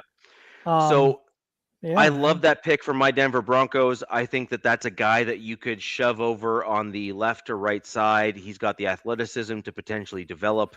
You got time with the Broncos because you have both tackle positions solidified for the duration of this year. You got a guy that can develop at that position. He can sit behind McGlinchey and learn, and from Garrett Bowles and learn. And you can see if he's better suited on the right or left side for your team. If you want him to fill in for McGlinchey, you can have him work with McGlinchey and work on that reverse footwork to strengthen his right hand and work on that reverse footwork from him coming from the left side to the right side. Either way, I think he's a fantastic option for my team. And I think for this year, you kind of use him as that that secondary option on the big body offensive lineman. You know how the team used Crum for that last year.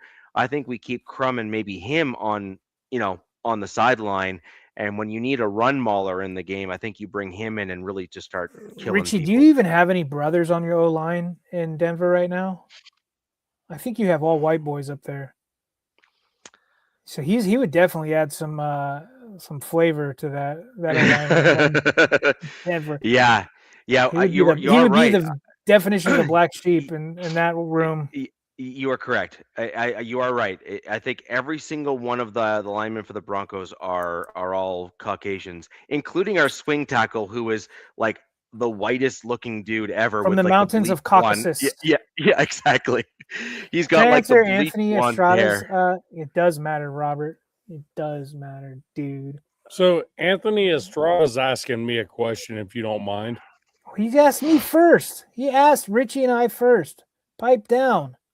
Just kidding. Rock and roll. Go ahead. Go ahead, Nev. My bad. It was the one, am I okay with Mendoza? That is the funniest shit I've ever heard in my life. Here's the thing. When you need a quarterback, the dude's won a national championship. IU's never done that. And he's been the catalyst to do that. Right? Never even been close to it. Right? The dude's 6'5", 225 pounds. Built like a tank. When he has to take the game on himself, he does that. 16-0, undefeated. Right? Big Ten champion, Heisman Trophy winner.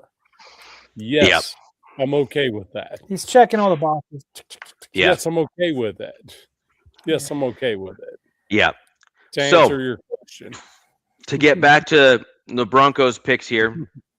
Oh, you still have more picks. Damn. I do. I am going back to the offensive line. And I'm going with my boy that I would love to see on this team. And that is Caden Barnett. Current offensive tackle, projected to be offensive guard in the 6th round for my Denver Broncos. His nickname in college is the Vanilla Gorilla.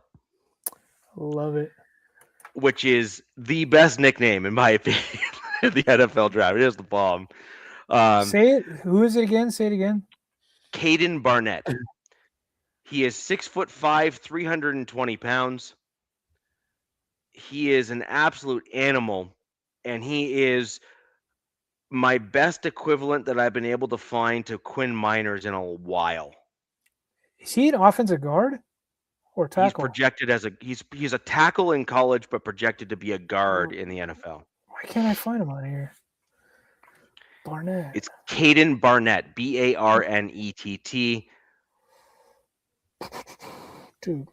6'5", 320 pounds. Is he going to be like a UDFA or something? Because I am not seeing him on here. He is slated to be kind of like 6th, 7th UDFA, kind of in that range. Which, if he goes to the Broncos, he'll be like all pro. Yeah. I don't see him on this, but I'll take your word for it. Maybe he's an aggressive aggressive. If you actually look at some of his tape and film, he is a legitimately aggressive. We're talking about Mendoza's weight. He's a Wyoming Cowboy guard. Dude, love guys from the Wyoming. A lot of guys have come there. Isn't that Josh Allen's alma mater? It might be, Dakota? Yeah. Is it, yeah, Wyoming or North Dakota? One of the two.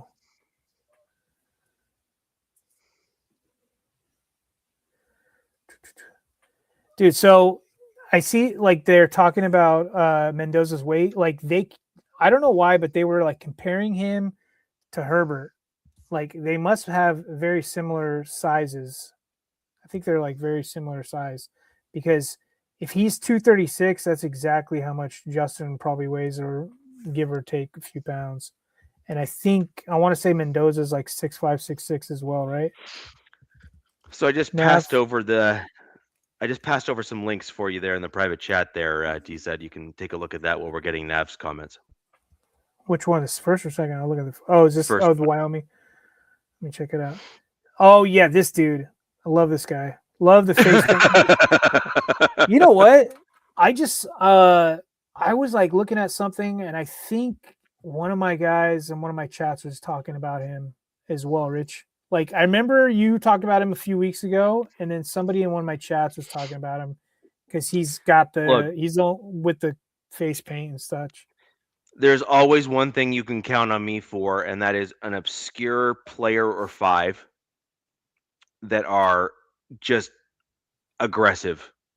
Like that's my style in football. I want like the mauler, aggressive offensive lineman type guys or defensive lineman type. That's why I want Keelan Rutledge or Vega. Those guys will take somebody's head off and they'll smile while doing it. So far, my draft has an interior defensive lineman, a complete tight end in Sam Roush, Katron Allen, Travis Burke, offensive tackle, and Caden Barnett, projected offensive guard. I would project Barnett to be a replacement for Ben Powers at the end of this year. So you give him a year to learn, and then you plug and play him, and then you have a pretty beastly offensive line. 1 year old lineman is in their last season, right? That's Ben Powers. He's in his last year, and then McGlinchey is also in an out year this year on his contract. Okay. At the end of this year, McGlinchey can be walked away from, basically. I can see that. Like, and you guys get snagged like crazy on the offensive line wise. They're all over the league right now. Yeah. And then so now I move on to the 7th round for my Denver Broncos. We have 2 7th round picks. This was an interesting one for me because 7th round for the Broncos has traditionally yielded some pretty decent players, and we typically just draft them because we don't want them to get snagged up as a UDFA by another team. I have with the first 7th round pick of the 2026 NFL draft to my Denver Broncos, I have Eli Heinrich, running back / wide receiver. I believe he's Navy, if I'm not mistaken. Maybe I'm wrong. He is a great alternative option that might be able to backfill for like Marvin Mims if he gets hurt, and he could be kind of a gadget guy for us in terms of a size speed combo. Special teamer on the team. Yeah, exactly. So he's got a weird spelling of his last name. It's Heidenreich. So it's like Heidenreich, maybe, is the right pronunciation of that. Would he be under the wide receiver or the running back? I'm looking for him as I've seen him listed under both.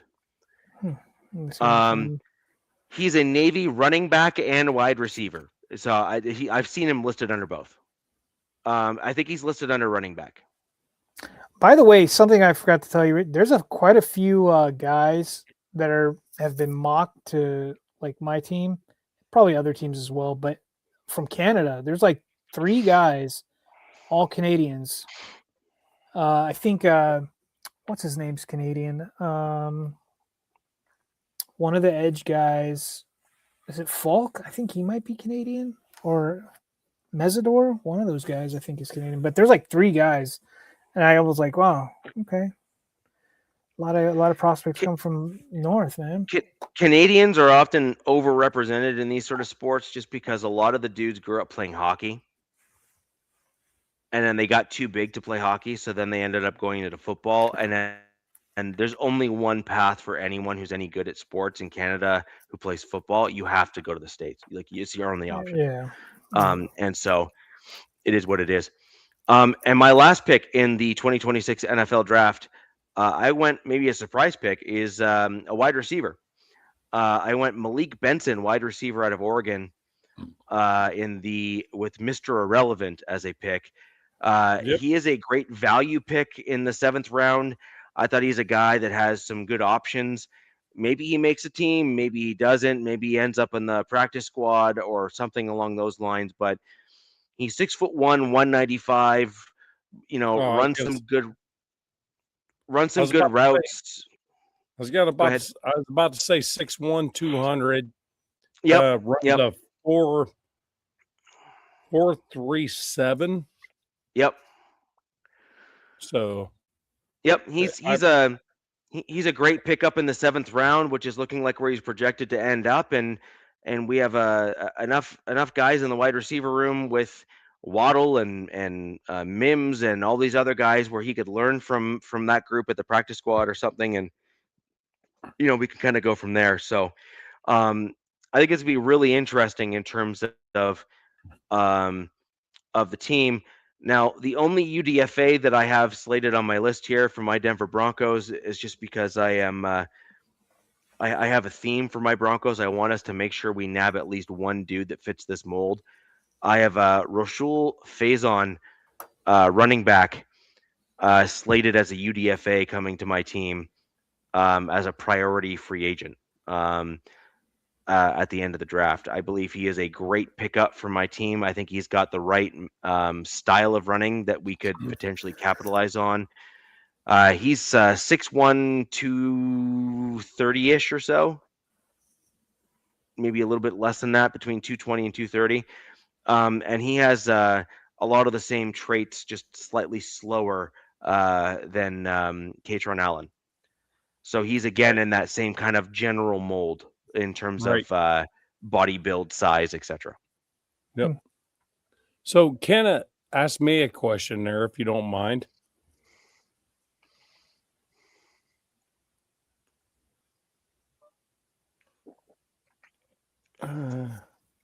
So he says, Nav, got a question. When you get a chance, do you feel the Raiders draft a kicker in round 7? There's only Gay is on the roster. Matt Gay, we popped him in there. He goes, I don't trust him at all. Well, to be honest with you, I didn't trust Daniel Carlson at all either. For whatever reason, he just started to suck as a kicker. Which was weird. He's so solid. But here's the thing. You don't have to.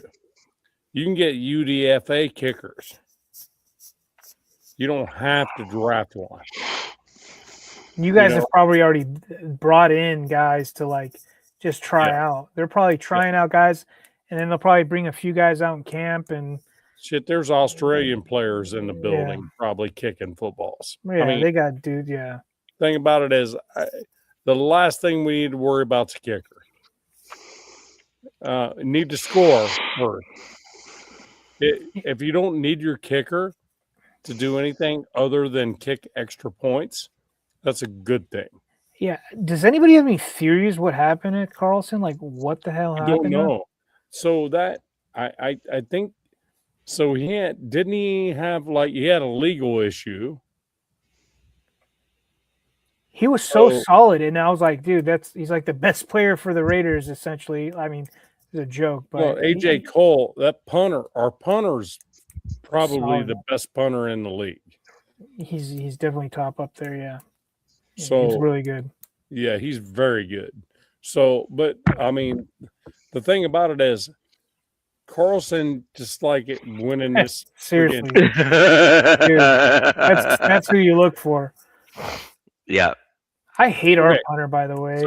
So John stand him. Gruden, so you can watch this shit. John Gruden, they go on the field right before a game, and Janikowski shows up, and he reeks of freaking booze. Right before a football game, and Janikowski is like half popped going into the game, and and Gruden is like, okay, kick this 60-yarder. Janikowski freaking says, hold my beer. Probably swishes it. Just goes out there and nails it. And Gruden straight up has it on his barstool thing. Says, this dude absolutely nailed it. So he goes, it wasn't even a question. He could have hit it from like 68 easily. Could have been 70, And then he just looked at Janikowski and goes, hey, you just do you, bro.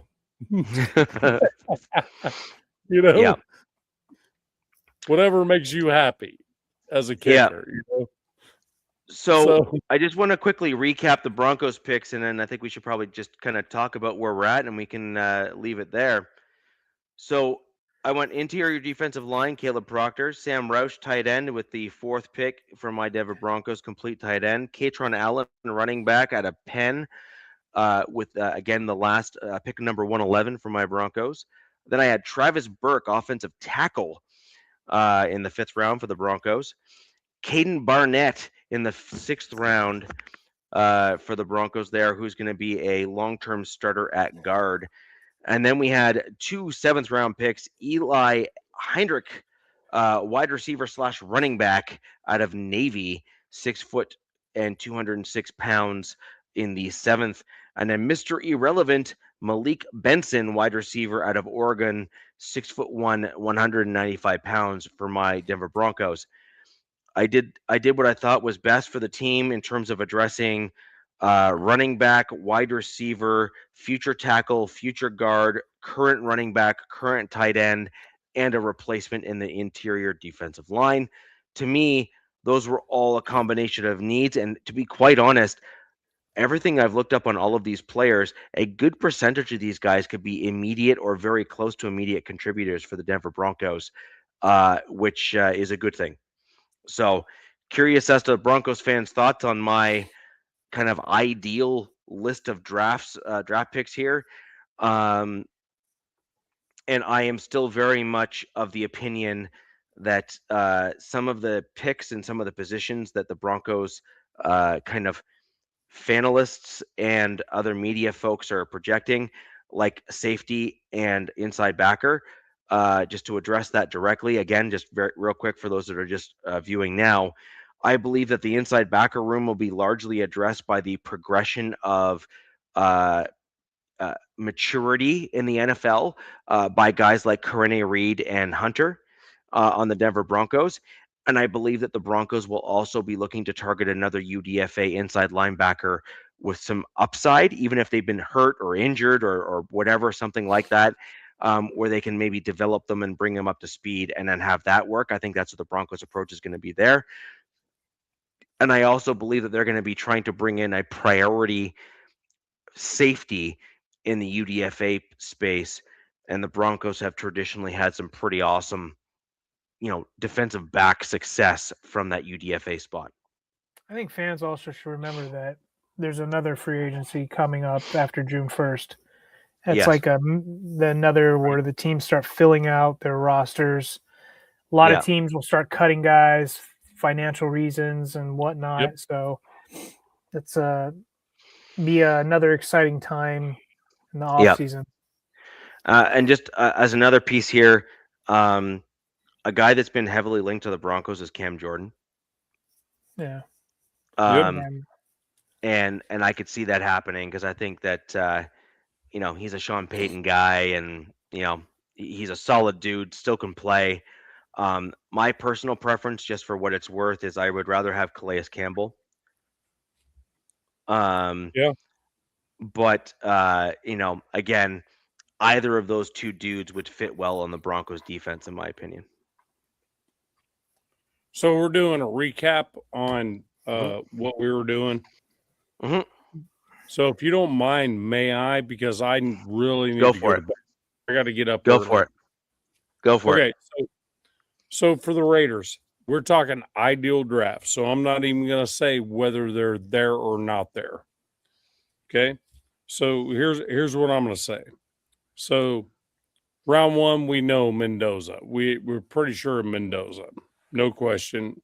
If Mendoza doesn't go to the Raiders, number one, somebody that put $100 in Vegas that Mendoza doesn't go to the Raiders, number one, is going to make a lot of money.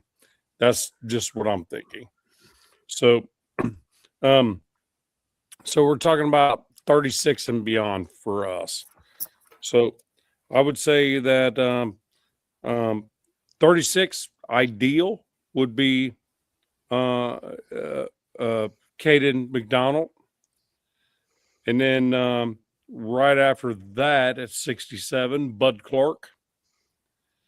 And then I think we take a wide receiver in the end of the third, maybe, because we might be able to trade back into it for Surratt. And then I think offensive lineman going into the fourth would be Blake Miller. And then I think another one of those fourths will be Kayleon Black. And then, to be honest with you, the rest of them I really don't give a shit about, because we have players that are unproven from last year. So the rest of it's all going to be depth. The free safety, Bud Clark's going to be a big one. So I think that's a big one. Whether it's Bud Clark or it's AJ Halsey from LSU, I mean, I don't know. If Halsey falls into the third, probably going to end up with that guy. So AJ Halsey's a freaking stud. So I just don't see him getting out of the second. So Right. Now, if Jadarian Price drops into the mid thirds, Jeremiah Love's running mate at Notre Dame, that might be the guy. I'll tell you what, if he's in the mid third, don't be surprised if we snatch him up, because that dude is a freaking absolute truck. And him next to Genty, somebody tell me how you defend that.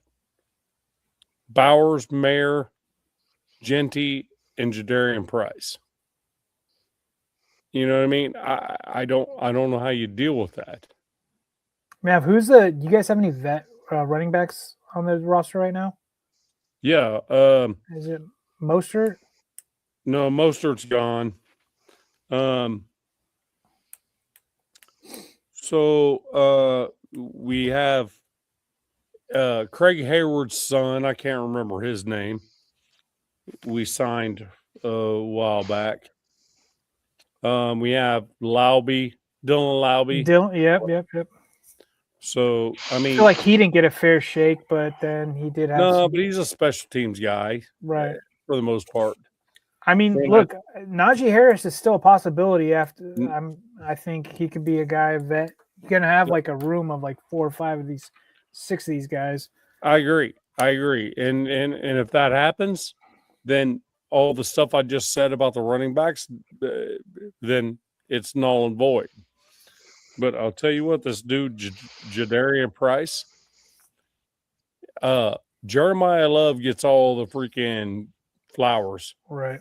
But I'm going to tell you what, Jack Kenna, if he's still in here, can tell you That dude is an absolute beast. Oh, Hayward is a fullback. Okay. Yeah, Hayward's fullback. Yep. All right. So it's just so right now it's Genty, Dylan Lobby, and then the fullback. So yeah, you guys are probably going to add maybe 2 to 3 more guys, and then you'll have like 1 on your practice, 2 on your practice squad, and you're going to have probably a room 3 or 4 of these guys on the 53. Well, I got a feeling you're going to add one of those guys has got to be a vet. I feel like maybe. Last thing Kubiak wanted to do going into that Super Bowl was be a single back set. Oh, right. Yeah. The last thing he wanted, but that's because Charbonnet got hurt. So the last thing he wanted was like Kenneth Walker to have to freaking roll hot the entire time, but worked out for him. He didn't want that. He wanted Charbonnet to be a change of pace guy. Kenneth Walker just freaking decided he was going to go off. So, it was one of those. Yeah, I'm still pissed. I think we're all pissed that Kenneth Walker's going to be with the Chiefs. I think he's going to do really well there. He's going to be okay, but they don't value a running back, though. It's not really a, Last year, their running game, for whatever reason, I don't know if it was the offensive line or what the hell was going on, but their running game was bad last year. But the previous years, it was moving. I just don't know what they're going to do on the backside of their defense. They just gave up they're probably they have the picks. 2 of the top 7 cornerbacks in the league. All of the mocks I've seen for them is they're like low. They're getting like high-end cornerbacks. I don't know, young guys. But yeah, I agree. Like, we don't know, right? They gave up those dudes. Like, what are they doing? Who knows? No, it was well said where they don't like to pay cornerbacks beyond the rookie contracts. Right. And I'm like, okay, I'll take them. You know what I mean? Yeah. But I mean, we know the Rams, why they're about F them picks. You know what I mean? Well, before we got Kirk Cousins on our team, Max Crosby and Colton Miller were the oldest players on the team. You know what I mean? It's like, that's insane. Another thing I was thinking about for the Raiders is I think you guys are going to try to upgrade your right tackle. I think you guys are going to – I think DJ Glaze is going to go to, like, become backup or something. I don't think they want him as your starter. I think Grant's going to be our right tackle. You don't think you draft one? No, I don't. The thing is, we haven't seen what we drafted last year, so I'm not sure you put a whole lot of stuff in there. I mean, because hell, Jack Bech on the offensive side, we didn't see him much. Right. Yeah. Barely saw Jack. Barely saw him. So I had him on a couple fantasy teams. And I was like, what the hell, man? Yeah. And they're not even using it. Right. I would see in Kubiak's offense, that dude was going to be utilized. So that's the thing. So this draft's going to be a little bit weird because it's going to depend on whether like coaching staff in the front office is like, hey, we haven't seen what we already have. So maybe we just get out of some of these freaking picks for next year. So once we hit the 5th round, we just give them all 5th through 7th to someone else for like a 2nd round in 2027. You know what I mean? Right. So I don't even know. I mean, I just know there's been a lot of smart moves made so far. So. And oh, by the way, people were asking, and I looked legally, when Henry Ruggs walks out of jail, the Raiders actually own the rights to him still. Yeah, that's a weird subject, man. People are like, let's get him to play. And I don't know, man. I'm just. Well, but if he goes to play, I don't know what that means, that they still own his rights. Because the moment he was incarcerated, they still own his rights because he was still on a rookie contract. Now, the Raiders can't bring him back. Our manifesto says you can't. You know what I mean? They can't actually keep him. They can't bring him back because the Al Davis freaking manifesto says you can't. He was involved in a freaking accident that killed someone. You know what I mean? Right. So if we stay with Al Davis's vision, you can't bring him back. Yeah. But for somebody, he's going to be worth something. And if we have the rights to him, that means somebody's going to have to give us something for him. So, and I hate to say it that way, but it's business, right? So look, this is what I was thinking for you guys' draft, right? Like Mendoza, first pick, he's at home with his family. He's gonna have a big party. Yep. And then it's like, do Raider fans even stay tuned into the draft? Because, or do they just say, "All right, click, we'll tune in tomorrow"?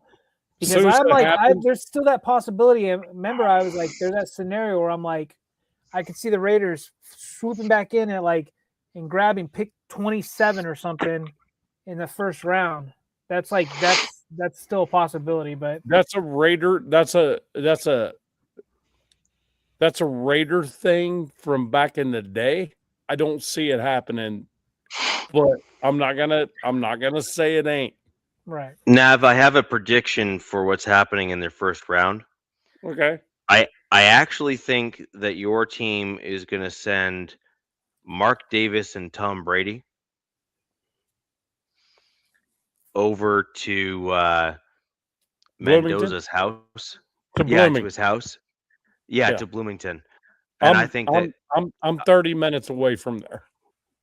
Yeah, so I think that Davis and Brady will be with the Mendoza family, and I think that the NFL is going to leverage the Brady name, and then Mark Davis as the owner being present for the pick announcement and being there and the whole bit as the way to get the draft going, as it were.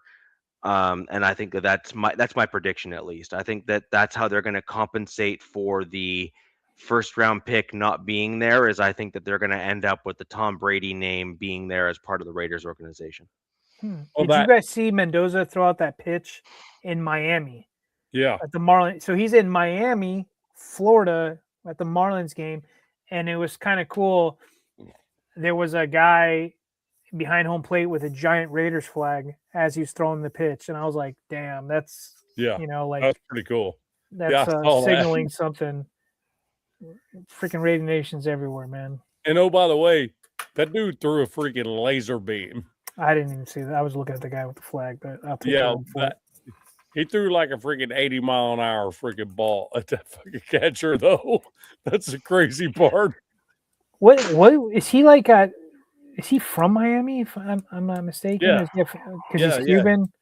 His Cuban roots or whatever. Yeah. Okay. Yeah, he went to school, like high school in Miami. Gotcha. All right. Yeah. So that's kind of where we're at with it. I kind of like where my draft went with the Broncos. I think it covers off a lot of future stuff and current stuff. It allows for some future proofing going forward, also allows for some development to take place, and intermix the top 3 picks, which is what you're supposed to do in the draft, right? Is guys that can plug in and play this year. And I think that's what the Broncos do with the draft that I have there. I mean, technically, go ahead. You had some picks for your team that kind of fulfill some similar needs, right? Where you were looking for dudes that can kind of come in and play right now, try to kind of do the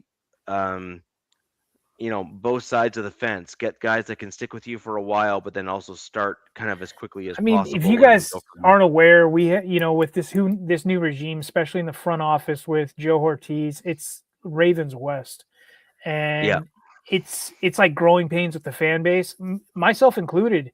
Is the Chargers have a lot of money, and people are like, "What did you guys spend it on?" And that's just not their MO, and they kind of doubled down on it with their presser just a week or two ago. And what the Ravens do is kind of remember like when we grew up, it was the Packers did it. It was draft and develop. You know what I mean? And the whole deal is they're not big spenders in free agency, and it's draft and develop. So as fans, we're like, come on, man, like go get him. You got the money, get this guy. And that's just not the thing. But they knew they only had 5 picks going into this draft. And, you want more at bats. And so maybe they're looking at June 1st or maybe trade back but like I said, it takes 2 to tango. Last year, the Chargers actually were in the works to trade back with the Eagles, and Omarion Hampton was kind of a panic pick, but it was a good panic pick because I'm still very high on him, and I think so. Mostly Bolt fans pretty high on him as well. But I think the first pick has got to be an immediate day one starter, man. Like he's got to be boom, ready to rock and roll. Unless it's a quarterback. Right. You know Unless it's a quarterback for you guys, like, yes, boom, I get that. And then I think then you're going to, you want some rotational depth. Like you need a guy that's going to get on the field and see some snaps and get his feet wet, kind of thing. And I like this regime's drafting. Like they've drafted some really good guys in the mid round, especially in the 5th round a couple years ago.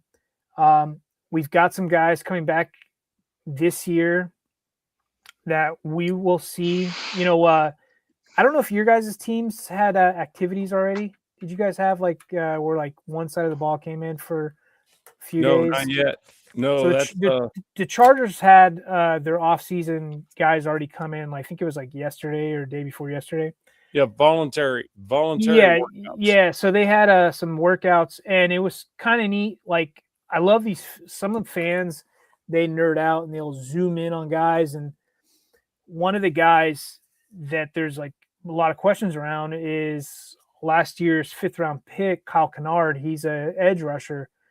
I mean, he had a really bad redshirt year, man. Didn't even register a pressure when he was coming from South Carolina. He had crazy stats in college, which goes to show, guys, these guys can ball out in college. Come to your team and lay a skunk. What is it? Keep the reporter of the Broncos Chiefs. Keep the Chargers from being important. I don't know. I don't even know what that means. What keeps the Chargers from getting a ring and pulling rug out from the Chargers? Okay. Something about never winning a Super Bowl. I don't know. I don't know why that joke's going over my head. Here's the thing. I can summarize that super fast.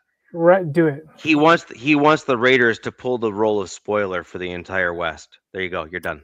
That's literally what that whole post was. Right. Hey, you're welcome. Is it possible that the Chiefs will be last in the AFC West next year? Yes.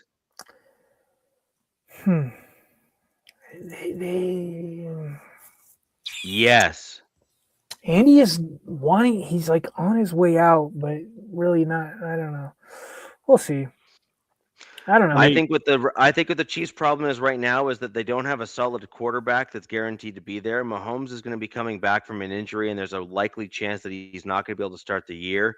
If he does try to start the year, he's going to rush himself back and runs the risk of getting hurt. And if he gets hurt, he's going to be done for a massive amount of time.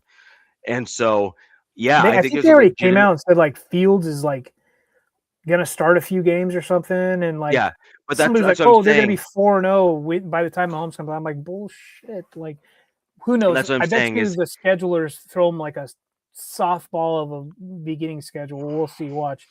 Do something dumb like that. But wait for the softball schedule. And the problem is that without that quarterback play, a lot of their game plan relies on the creative prowess of Mahomes in order to make plays happen. And Andy Reid's offense is literally now been centered around having the it factor guy at the quarterback position. This is my take on Mahomes, and it's not. This is my take on Mahomes. It's not popular, probably outside of our division.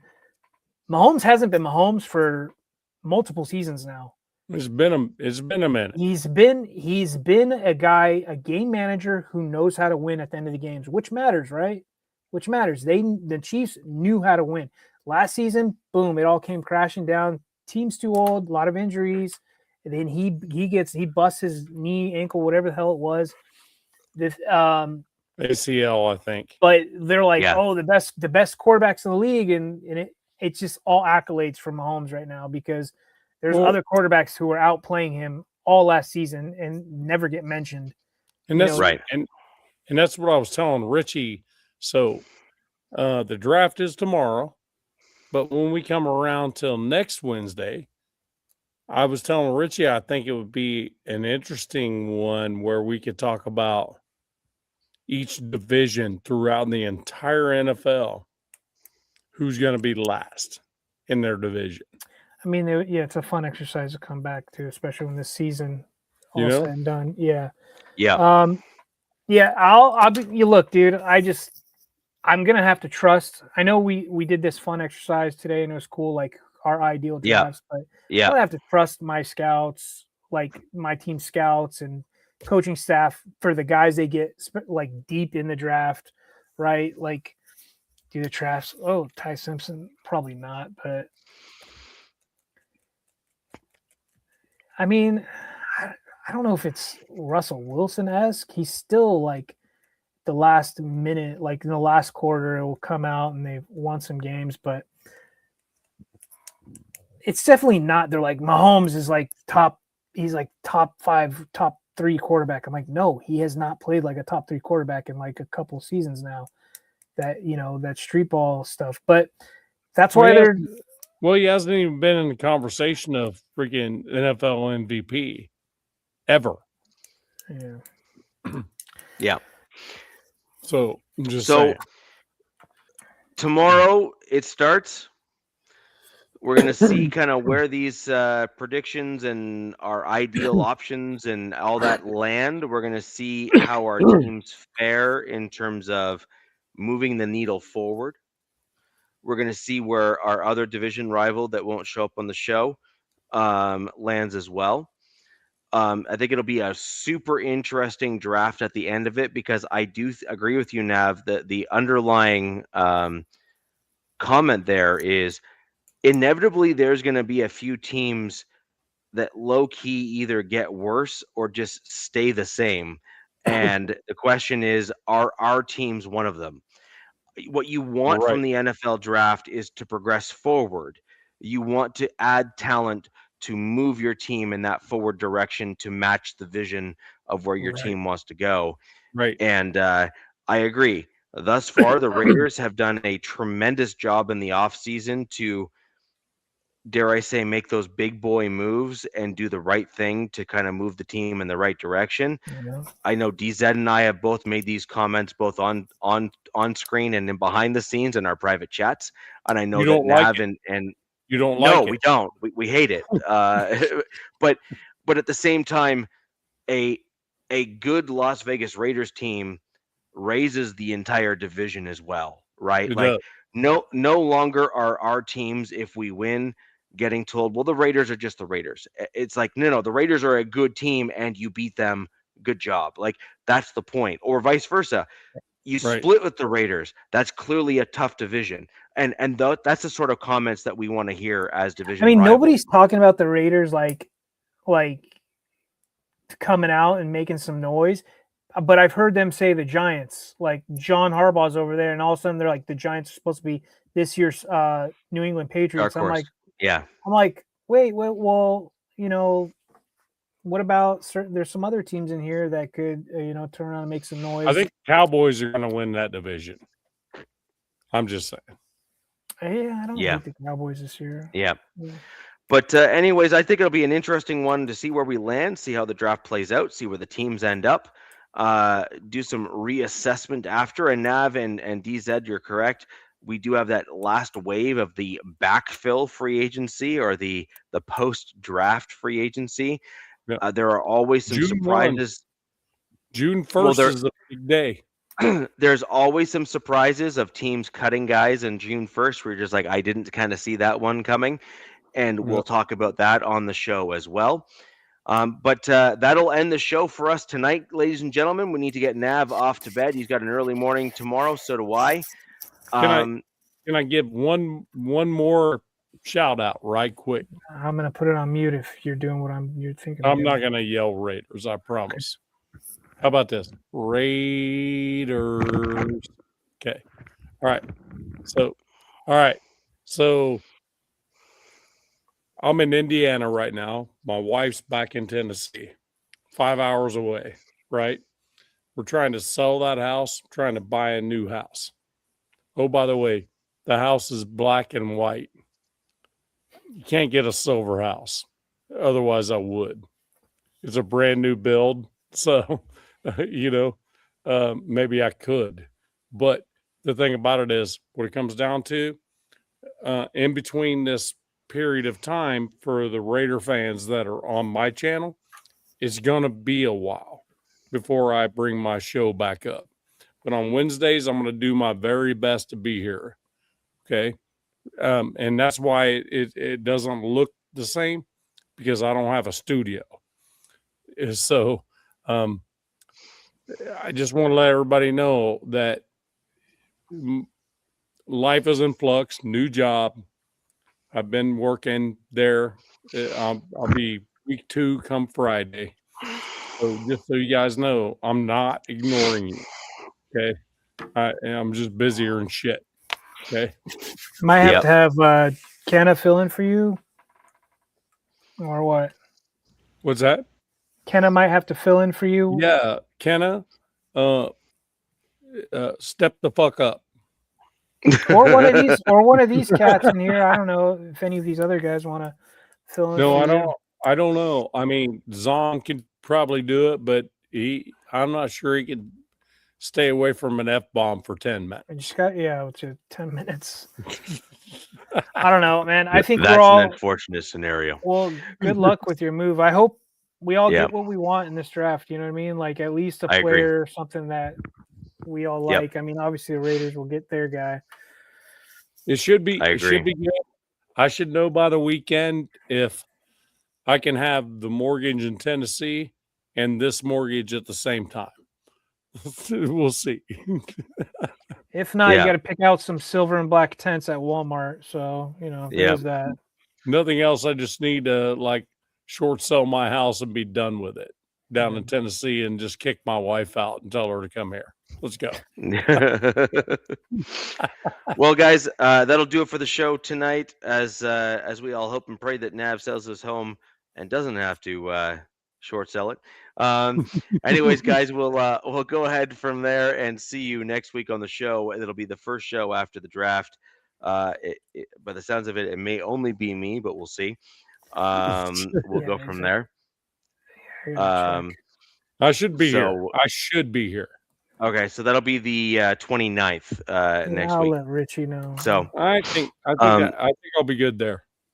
Okay, so what'll be right after the draft, we'll get into who we got, our thoughts on it, how they dovetail into the team, all that kind of stuff. Stay tuned, come back, check us out. We'll go right into those details and all that good stuff. Ladies and gentlemen, we are still looking for that elusive Kansas City Chiefs fan that will join us on the show and actually show up. Unfortunately, they are an elusive bunch, especially when they're not winning. They're a rare animal. But if you happen to know anyone that is a KC Chiefs fan, is interested in coming in and becoming a fanalist on a podcast, we are looking. Go ahead and pass on our information, info down below. And we got a lot of interesting stuff coming up. Where are you, Chiefs fans? Where are you? Yep. They don't want to play with us. No. Yeah.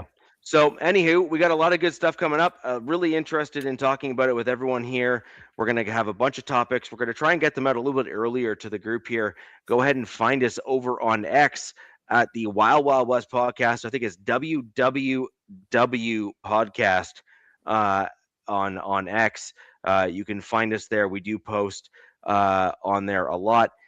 Let's go ahead and get this show kicked off right and go ahead and like all of the channels that are broadcasting this show. It helps us all out and reach new people just like you who are fans of the NFL and the AFC West. Till next time, ladies and gentlemen. Fast lane when I pass in the street, bag of money in the passenger seat. Simcoe's been asking for me on the road from the west to the east. Way up, I might never come down, cause the coast racking up the flight miles. So high, I might never come down, so what, this is my lifestyle. Wait a minute,